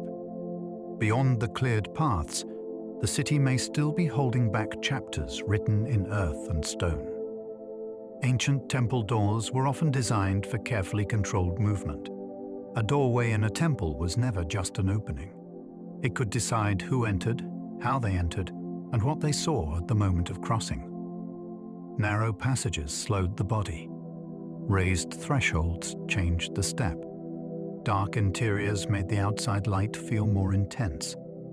Some doors framed statues, altars, inner chambers, or carefully chosen views of the sky. This controlled movement helped create authority. Ordinary visitors might be kept outside, while priests or rulers passed deeper into restricted space. Some people believe temple doorways marked spiritual transitions, where a person moved from the human world into the presence of hidden forces. Others see them as architectural tools for managing ceremony and hierarchy. The power lies in the simple act of crossing. In a sacred building, every entrance could be a test, a permission, and a reminder that some knowledge waited beyond the public gaze. Tonina's layered acropolis may hide clues to Maya political rivalry. Tonina in Chiapas rises as a stepped acropolis built across terraces, temples, courts, and monuments. Its vertical arrangement gives the site a powerful sense of hierarchy, as if political ambition was stacked into the hill itself. The city was involved in intense rivalry with Palenque, and its inscriptions preserve evidence of conflict and royal display. Yet the deeper meaning of its layered design remains open to interpretation. Did the builders use height to express dominance over enemies? Did each level mark a different ritual or political zone? Some people think Tonina's form may have been intended to intimidate visitors and captives through architecture alone. Others see a sacred mountain shaped by dynastic needs. The mystery is that the site feels both defensive and ceremonial. It does not simply sit on the landscape. It climbs it, turning the city's political message into a physical ascent. Jungle temples often changed religions without losing their sacred importance. Many temples outlived the beliefs that first shaped them. A sacred site could begin within one religious tradition, then be adapted by later communities with different gods, rituals, or teachings. Images might be reinterpreted. Shrines could be reused. New offerings might appear beside older carvings. This continuity shows that sacred places can carry power beyond a single doctrine. People may have felt that the site itself mattered, even when its meaning changed. In Southeast Asia, several temple landscapes moved through Hindu, Buddhist, and local traditions over time. In other regions, older sacred locations were absorbed into later practices. Some people believe this points to an underlying energy or memory attached to certain places. Others see a practical and emotional reuse of respected monuments. The mystery is why some sites remain holy through transformation. The name of the deity may change, but the pull of the place continues. The elephants at Cambodian temples may symbolize power beyond royal decoration. Elephant imagery appears in Cambodian sacred art with a force that goes beyond simple ornament. Elephants were linked with strength, kingship, warfare, rain, fertility, and divine presence. At temples, they could help express the authority of rulers who wanted their power to feel both earthly and cosmic. Their bodies suggest weight and stability. Their role in royal life made them symbols of command. Their connection with myth opened the door to deeper meaning. Some people believe elephant carvings may preserve memories of sacred animals used in ceremonies or royal processions. Others read them as part of a larger visual language that joined nature, monarchy, and religion. The mystery is how viewers at the time understood these images. To us, they may seem decorative. To them, an elephant on a temple wall may have been a sign that royal power moved with the force of the living world.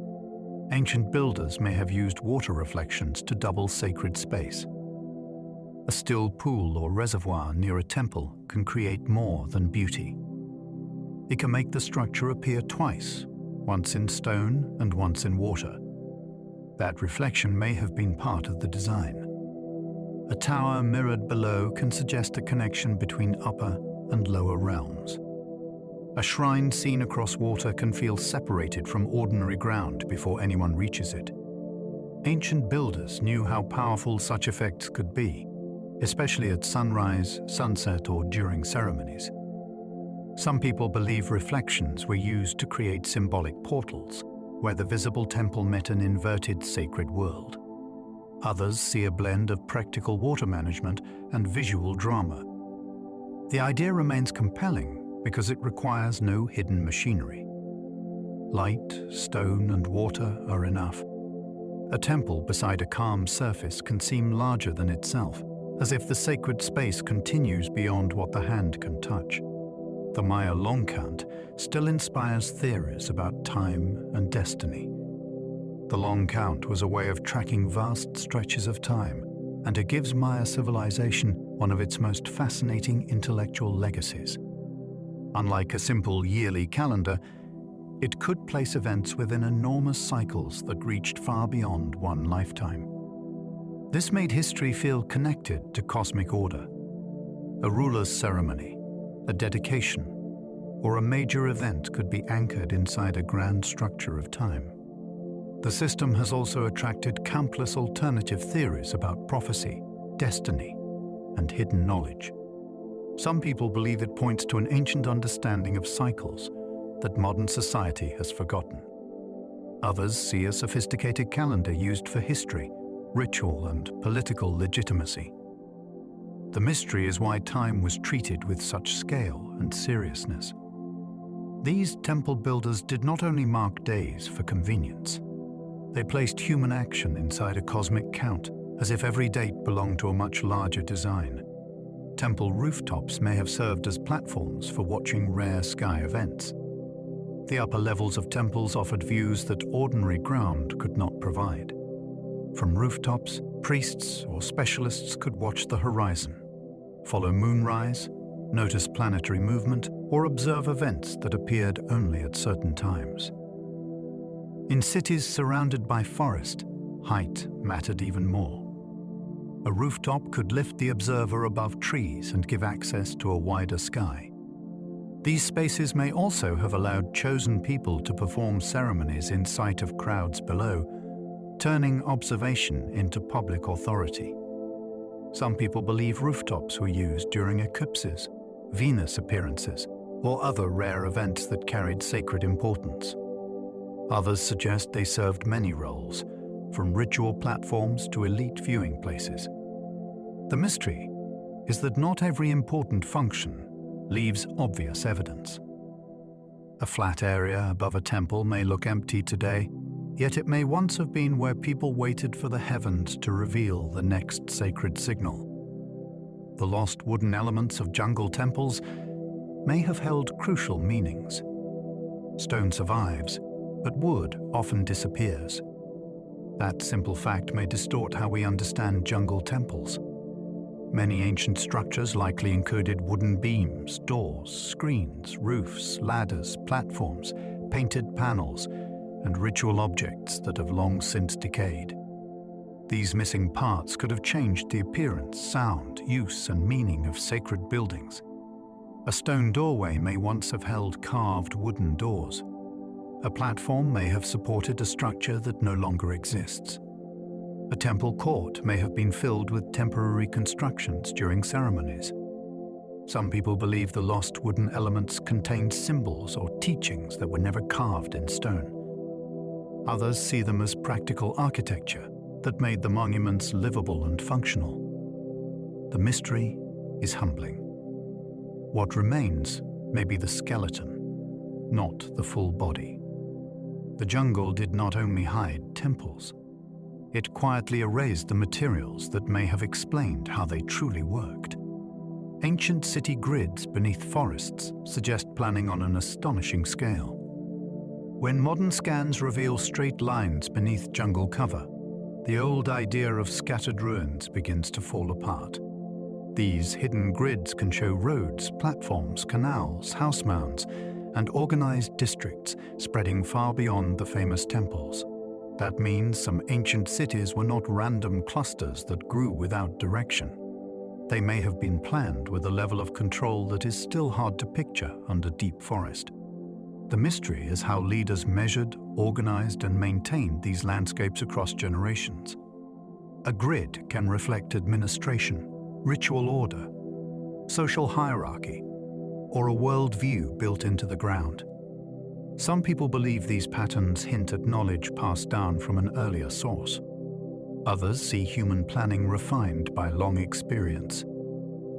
Either way, the forest is hiding more than broken stone. It is covering evidence that ancient builders thought of the scale of whole cities. Layman's long occupation challenges simple stories about Maya decline. In Belize, Lamanai stands out because people lived and built there for an unusually long span of time. Many Maya sites are discussed through the lens of collapse, but this place complicates that story.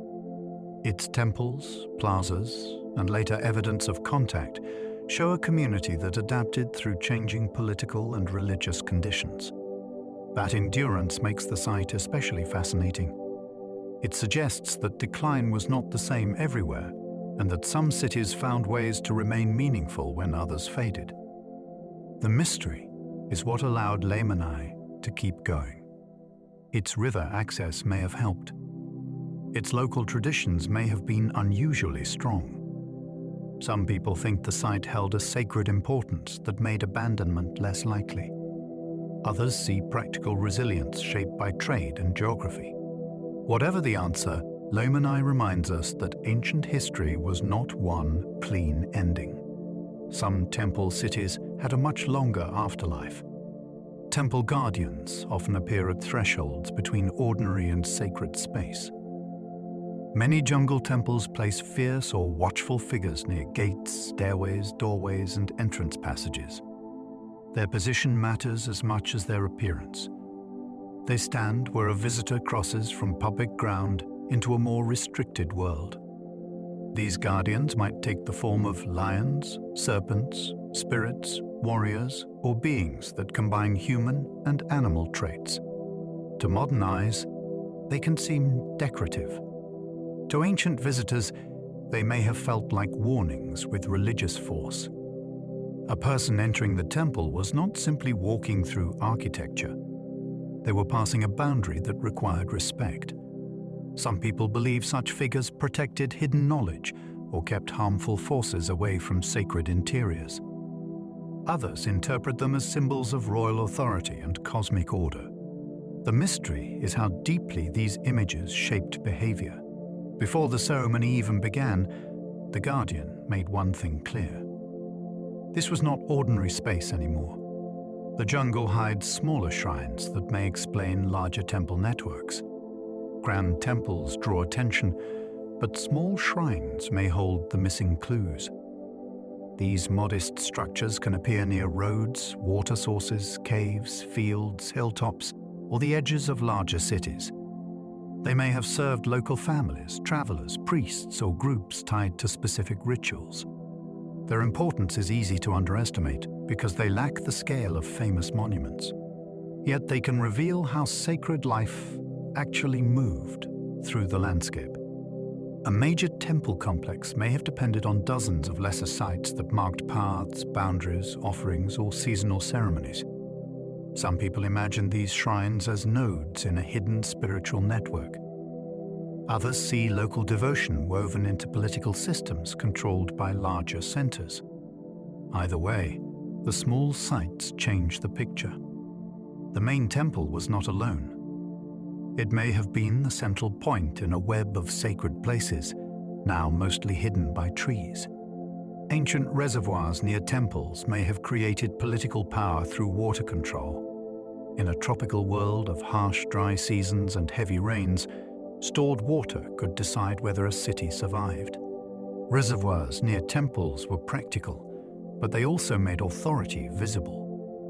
A ruler who organized water storage could present himself as the person who kept life in balance. The temple nearby gave that power a sacred frame. People did not only see engineering, they saw order rising from uncertainty. The mystery is how much political control depended on these systems. Access to water could support farming, supply ceremonies, and bind communities to the central authority. Some people believe reservoirs were also symbolic bodies of sacred water, reflecting myths about creation and cosmic oceans. Others focus on administration and labor.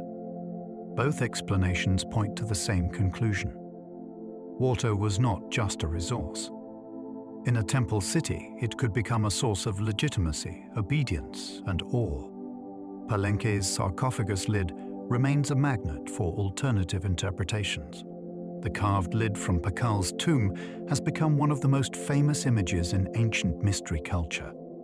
Mainstream readings connected with Maya beliefs about death, rebirth, and the ruler's journey through the cosmic world tree. Yet the complex posture, surrounding symbols, and unusual arrangement have encouraged a very different reaction from some people. They see a figure inside a machine, leaning forward as if operating controls. That idea helped make the image central to ancient astronaut speculation. The fascination persists because the carving is dense, dramatic, and difficult for a modern viewer to read instantly. It looks like a scene full of hidden action. Even when the traditional interpretation is stronger, the alternative response reveals something important. Ancient art can feel astonishingly strange when its symbolic language is unfamiliar. The lid remains powerful because it invites both scholarship and imagination to stare at the same stone. Temple murals may preserve beliefs that written records never fully explained. Painted walls can show ideas that inscriptions leave out. A mural might reveal clothing, ritual gestures, supernatural beings, musical scenes, offerings, all moments from stories that were never carved in formal text.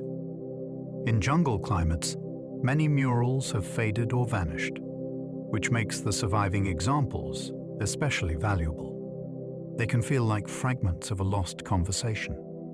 Written records often focus on rulers, dates, and major ceremonies. Painting could capture a wider world of belief, including details that mattered to the people who performed or watched rituals. Some people think murals may contain coded teachings meant for initiated viewers.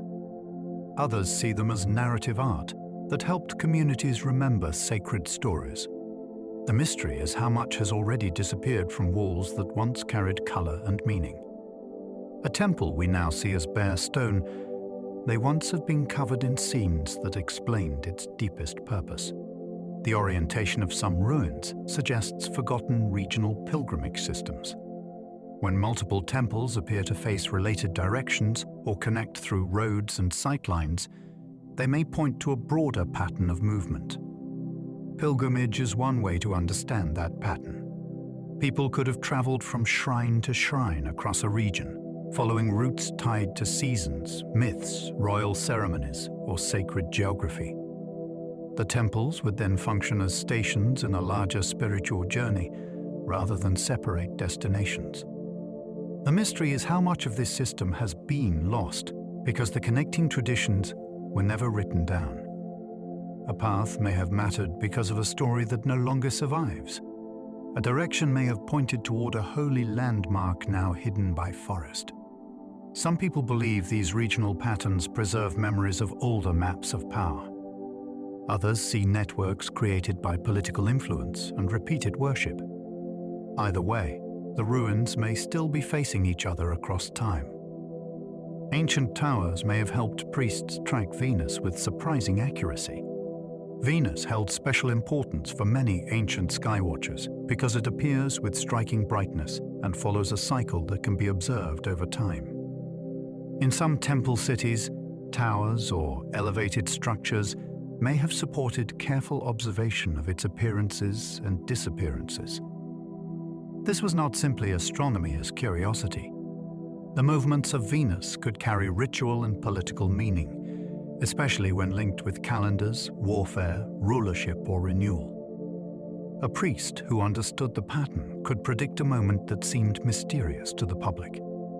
Some people believe certain temple alignments reveal a highly developed knowledge of this planet's cycle. Others are cautious and say not every proposed alignment can be proven.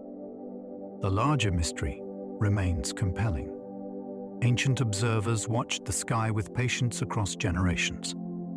A tower in the jungle may have been a place where human eyes followed a celestial signal that shaped decisions on Earth. The buried layers of temples reveal cycles of renewal and erasure. Many temple sites were rebuilt again and again on the same sacred spot. Later structures covered earlier ones, turning a single monument into a stack of remembered worlds. This layering can show devotion, political ambition, disaster recovery, or deliberate replacement of older authority. A ruler might build over a previous shrine to claim continuity. Another might hide unwanted memory beneath a grand new surface. Excavation can reveal stairways that no longer lead anywhere, walls sealed inside later masonry, and offerings placed before construction continued. The mystery is emotional as well as historical. Each buried layer represents people who believed their version of the temple would endure. Then another generation changed it. Some people see this as a cycle of sacred renewal. Others see controlled erasure disguised as respect. A temple is not always one building. It can be a record of what each age chose to preserve and conceal. Sacred roads around Angkor suggest movement was part of worship itself. Around Angkor, movement through the landscape was shaped by causeways, bridges, gates, and long approaches that controlled how people reached important temples. These routes did more than connect one place to another. They created a sequence of experience. A visitor crossed water, passed guardians, walked toward towers, and entered spaces with increasing sacred importance. The journey prepared the mind before the central shrine was reached. This suggests that worship was not confined to the final chamber or offering point. It began on the road. Some people believe these routes mirrored cosmic passages or royal processions through a sacred universe made visible on Earth. Others see the careful management of crowds, ceremony, and political display. Both readings make the roads more fascinating. They were not just infrastructure. They were part of the ritual machine that made Angkor feel ordered, powerful, and divinely connected. Maya temples sometimes contain caches placed for reasons still debated. Archaeologists have found hidden deposits inside temples, under floors, near stairways, and within construction layers. These caches can include shells, jade, obsidian, ceramics, animal remains, or other carefully chosen objects. They were not lost items. They were placed intentionally, often during building events or sacred ceremonies. The mystery is what each deposit was meant to do. Some may have dedicated a new structure. Others may have fed the spirit of the building, marked a calendar moment, or sealed a connection with ancestors and gods. Some people believe caches were energetic anchors that activated the temple. Others interpret them through known ritual practice and symbolic materials. The fascination comes from their hidden nature. Many were never meant to be seen again after placement. They were messages sent into the building itself, as if the temple needed an inner heart before it could become sacred. The remote temples of Laos hinted vanished regional connections. In Laos, forested temple sites such as Wat Phu show how sacred architecture could connect mountains, water, kingship, and wider cultural networks. The region was not isolated from the great religious and political currents of Southeast Asia. Temples, roads, inscriptions, and artistic styles suggest contact with Khmer power and older local traditions. The mystery is how far these connections reached and what was exchanged beyond stone design. Ideas about divine kingship, sacred mountains, ritual water, and pilgrimage may have moved through the region in ways that are only partly visible now. Some people believe Laos preserves traces of a spiritual geography that linked distant centers across mountains and forests. Others see a blend of local devotion and imperial influence. Either way, these remote temples widen the story. The great jungle temple world was not limited to the most famous sites. It spread through hidden corridors of belief and power. Ancient roof combs may have turned temples into visible sacred landmarks. In the Maya world, some temples carried tall roof combs that rose above the main structure and made the building appear even higher. These were not simply decorative crowns. They helped the temple dominate the skyline and could display figures, patterns, or symbols connected with rulers and gods. In a forested landscape, extra height mattered. A roof comb could make a sacred building visible from a distance, especially when painted in strong colors. It turned architecture into a sign that could be seen across plazas or above surrounding structures. Some people believe roof combs also had symbolic meaning. making temples resemble sacred mountains or supernatural places. Others focus on their role in public display. The mystery is how different these cities must have looked when the combs were intact and brightly finished. What now appears as weathered stone may once have been a towering announcement of sacred authority. Jungle temples can preserve evidence of drought, adaptation, and hidden resilience. A temple city may look timeless, but its stones can hold signs of environmental stress. Reservoir changes, repaired channels, altered fields, and shifting settlement patterns may reveal how people responded when rainfall became unreliable. Drought did not simply end a city overnight. Communities adjusted, reorganized, prayed, engineered, negotiated, and sometimes moved. Temples could become especially important during these periods because rulers needed to show that cosmic order was still intact. Ceremonies for rain or renewal may have grown more urgent when water failed. Some people believe certain building changes were responses to omens or climate events interpreted through sacred belief. Others see practical adaptation under pressure. The mystery is how long resilience lasted before systems broke down or transformed. These ruins do not only tell stories of collapse, they also show endurance. For generations, people faced danger and kept building meaning into the landscape. The faces of Bayon may have watched over an engineered sacred city. Angkor. Tom was not just a royal enclosure with a famous temple at its center. It was a planned capital with gates, walls, roads, water features, and ceremonial spaces arranged to project order. The Bayon's great faces looked outward from the middle of that world, creating the impression of vision in every direction. Their placement becomes more powerful when seen within the engineered city around them. The faces may have represented divine compassion, royal presence, or both at once. Some people believe they were meant to suggest that the ruler's awareness extended across the capital through sacred architecture. Others see a Buddhist vision of protection built into urban design. The mystery is how intentionally the whole city was meant to feel watched over. A person moving through Angkor Thom did not simply enter a walled space. They entered a royal universe with a stone gaze at its heart. Some temple carvings appear to show animals now absent from the region. Ancient carvings sometimes depict animals that are difficult to match with the modern environment around a temple. In some cases, the species may have once lived there before habitat changed. In others, the image may be symbolic, imported through stories, or based on animals seen through trade and travel. This makes the carvings surprisingly valuable. They can hint at vanished ecosystems, wider contacts, or mythic creatures blended from real observation.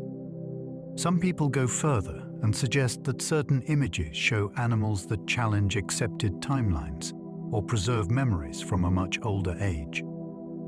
Others warn that stylized art can easily be misread. The mystery lies in the uncertainty. A carved creature may be natural history, religious symbolism, or something that passed through ancient imagination before becoming stone. Each unusual animal asks the same question. What did the artists truly see, and what did they intend others to believe? Ancient builders may have designed temple complexes as living calendars. Some temple complexes appear to mark time through orientation, shadow, sightlines, repeated numbers, and ceremonial movement. Instead of keeping the calendar only in books or spoken tradition, builders may have placed it into architecture. A doorway could frame a sunrise. A platform could mark a seasonal gathering. A sequence of spaces might guide rituals through the year. This would make the temple a working calendar that people entered with their bodies.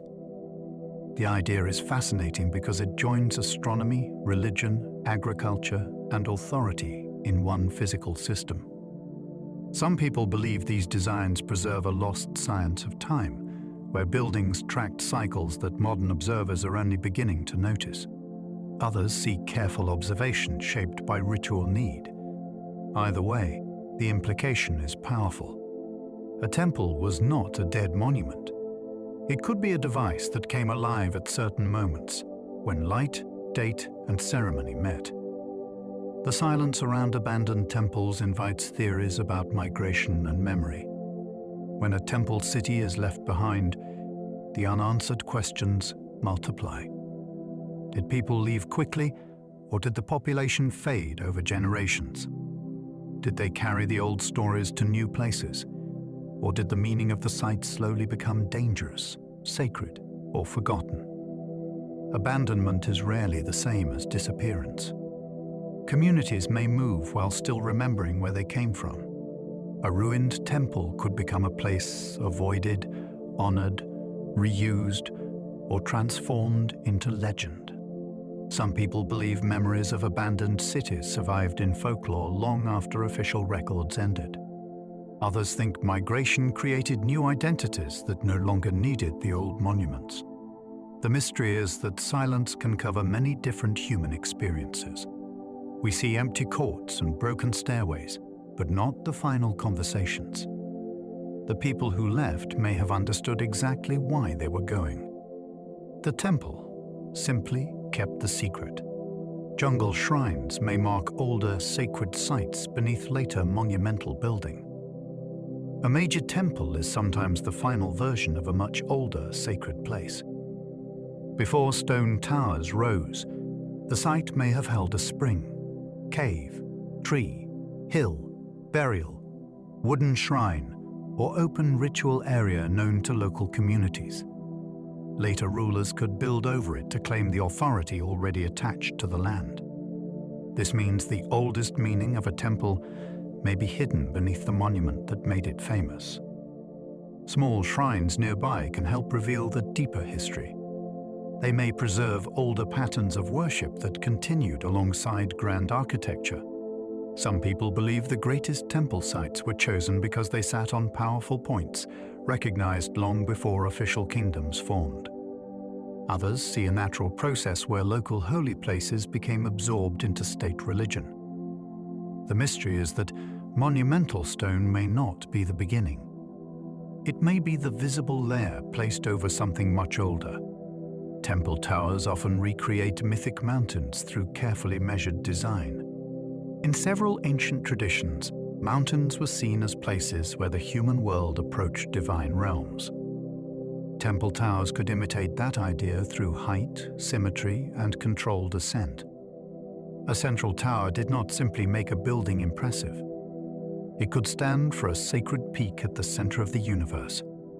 The careful measurements mattered because the form needed to express order, not just size. Each level, platform, and enclosure helped shape the meaning. A visitor moving inward or upward could symbolically approach the cosmic center.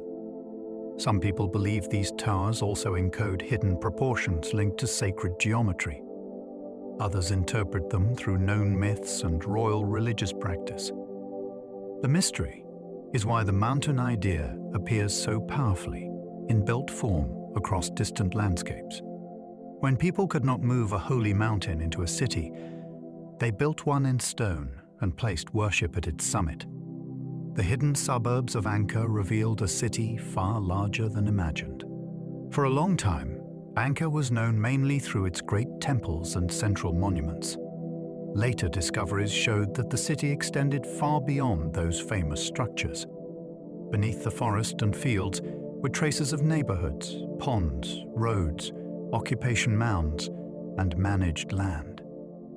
This changed Angkor from a temple complex into one of the most remarkable urban landscapes of the pre-modern world. The mystery is how such a dispersed city functioned on a daily basis.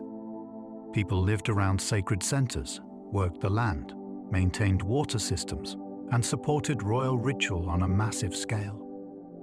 Some people believe the hidden suburbs suggest planning principles that have still not been fully understood. Others see practical settlement adapted to water and terrain. Either way, the discovery changes the emotional scale of Angkor. The monuments were not isolated wonders. They were the sacred core of a vast human world. Ancient rulers may have used temple construction to prove divine approval. Building a major temple was never just an act of devotion. It was also a public claim. A ruler who could command stone, labor, artists, water, food, and ceremony appeared to possess more than ordinary authority. The finished monument told people that the gods favored his reign, or that cosmic order flowed through his leadership. This made construction itself a political performance. Every block moved into place strengthened the message. Every completed carving turned power into memory. Some people believe rulers began certain temples after visions, omens, or priestly declarations that confirmed their destiny. Others see calculated propaganda wrapped in religion. The two ideas can exist together because belief and politics often worked as one system. The mystery is how many temples were built not only to honor the divine, but to convince the living that a particular ruler had been chosen by forces beyond challenge. The jungle can erase ordinary homes while leaving sacred monuments behind. What survives is not always what mattered most in daily life. Temples were often built from durable materials, while homes, markets, kitchens, workshops, fences, and storage buildings used materials that decayed quickly in humid forests. This creates a distorted picture. The sacred structures remain visible, but the world of ordinary people nearly vanishes. A city can look like it was made only of temples, when in reality it was filled with families, workers, food preparation, craft production, gossip, argument, music, and routine. The mystery is how much human life has been erased from the surface. Some people believe vanished domestic areas may contain clues to social systems that official monuments never revealed. Others focus on the practical problem of preservation. Either way, the surviving temples are only part of the story. The jungle kept the stone voices of power while swallowing the softer evidence of everyday existence. Temple reservoirs may reflect stars during ceremonies we no longer understand. A reservoir near a temple could store water, but it could also create a dark surface that caught the night sky. During ceremonies, stars reflected in still water may have added meaning that is difficult to recover now. People standing at the edge could see towers above and points of light below, creating a powerful sense of connection between earth and heaven. This effect may have been especially important on nights chosen by priests or calendar specialists. Some people believe reservoirs were used as sacred mirrors for reading celestial signs. Others see the reflection as a secondary effect of practical water management. The idea remains fascinating because it would have required no written explanation for those present. The scene itself would speak. A temple, a pool, and a chosen night could make the sky appear to enter the sacred city, turning water into a surface of revelation. The spacing between some temples suggests planned routes for ritual journeys. When temples stand at measured intervals or appear along a repeated path, it raises the possibility that movement between them was planned. These journeys may have taken place during festivals, royal ceremonies, initiations, or seasonal events. The distance between sites could shape the pace of a procession. A group might stop at specific shrines, make offerings, and continue toward a central temple at a chosen time. The design would turn the wider landscape into a sacred route. Some people believe these spacing patterns reflect hidden geometry or older traditions of pilgrimage that have been lost. Others see practical travel shaped by terrain, water, and political boundaries.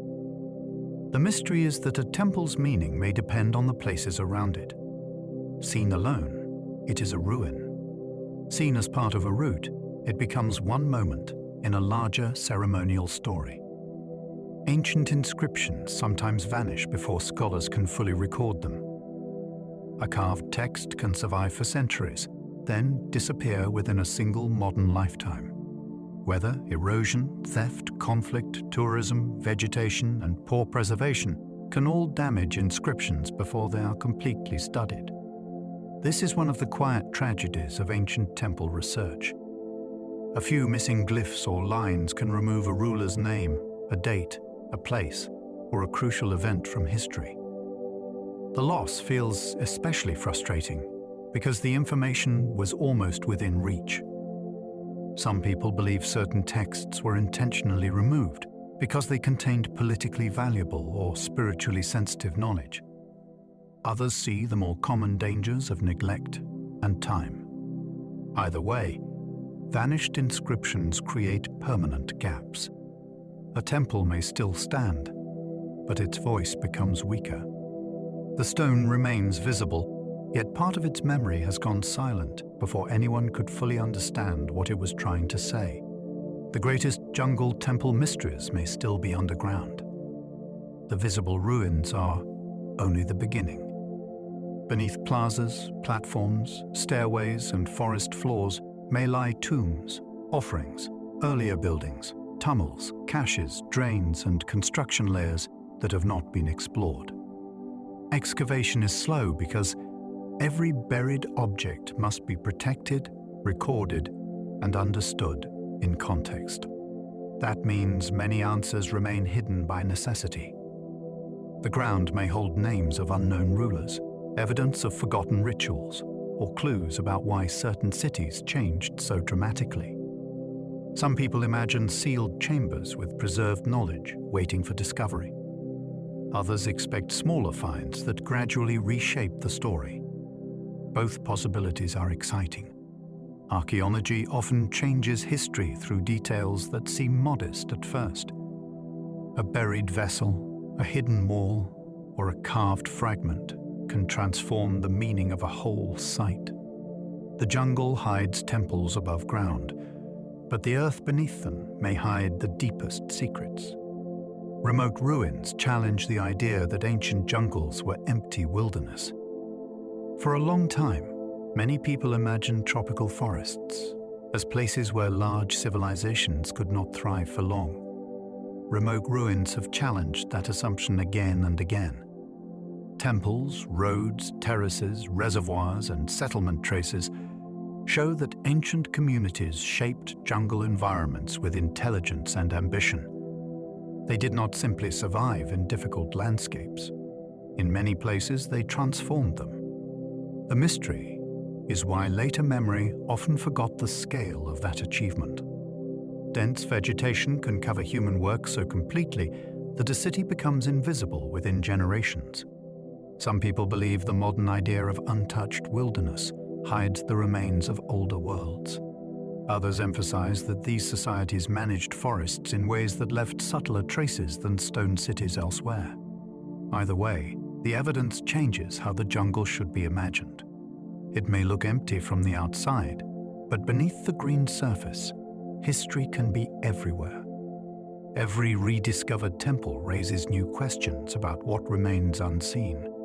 A discovery often feels like an answer, but in jungle archaeology, it usually opens a larger mystery. One temple leads to traces of a road. One road points toward a settlement. One settlement suggests waterworks, shrines, tombs, or older layers still waiting nearby. The more that is found, the more the unknown expands. This is why jungle temples remain so captivating. They do not offer a finished story. They reveal fragments of worlds that were larger, stranger, and more organized than expected. Some people believe the greatest discoveries are still hidden beneath forest cover, protected by distance and time. Others think the next breakthrough may come from re-examining sites already known. Either way, the feeling is the same. The jungle has not finished speaking. Every carved stone, buried platform, and half-seen mound asks us to wonder how much of the ancient world is still out of sight. And so we come to the edge of the jungle, where the temples remain behind us, half-seen beneath leaves, roots, stone, and time. Tonight, we have wandered through sacred cities that were never as lost as they first appeared. We have looked at temples built to follow the sky, roads that crossed dangerous forests, reservoirs that held entire civilizations together, and carvings that may still be carrying messages we have not learned how to hear. We have followed rivers to old royal centers. We have climbed symbolic stairways toward the heavens. We have stood before sealed chambers, buried temples, strange faces, silent inscriptions, and monuments that seem to remember more than they reveal. Again and again, the jungle has shown us the same quiet truth. These places were not simple ruins. They were living worlds. People planned them, walked through them, prayed inside them, watched the sun from them, and shaped their lives around meanings that reached far beyond ordinary stone. Some temples may have been calendars. Some may have been maps of the universe. Some may have been built over older sacred places whose first stories are now completely hidden. And still, the questions remain. What did the builders know about the stars? Why were certain temples placed with such care? How many roads still lie beneath the forest floor? How many shrines are waiting beyond the cleared paths? How many names were carved into stone only to fade before anyone could read them again? Perhaps that is why jungle temples hold the imagination so strongly. They do not give themselves away all at once. They let us approach slowly. They ask us to notice a doorway, a stair, a face, a shadow, a pool of water, a line in the ground that should not be there. And then, just when the story seems clear, the forest closes in again, and the mystery becomes larger. Some explanations belong to history. Some belong to belief. Some belong to the stranger possibilities that appear when the evidence feels incomplete. Maybe the ancient builders were master planners working with patience and skill. Maybe they inherited ideas older than we understand. Maybe they saw the world in patterns that modern life has taught us to forget. Whatever the answer may be, the temples remain, waiting in the green silence. But for now, we can let the questions rest. There is no need to solve the jungle tonight. There is no need to follow every hidden road or read every missing inscription. Let the temples stand where they are. Let the roots hold the stones. Let the old reservoirs reflect the darkening sky. Let the faces of Angkor, the pyramids of the Maya world, and the distant shrines of forgotten paths fade softly into the background of your mind. If you enjoyed this journey, you are warmly invited to like, subscribe, or leave a thought below. It helps this channel keep guiding sleepy wanderers toward the strange and fascinating corners of the past. And if you happen to still be awake, there should be another mystery waiting for you on the screen, ready to carry you a little farther into the unknown. For now, allow your shoulders to soften. Let your breathing settle into an easy rhythm. Let the day loosen its hold. Picture the last light leaving the temple steps while the forest grows still around them. Nothing needs to be answered now. Nothing needs to be found. The old stones can keep their secrets a little longer. Sleep well, and good night.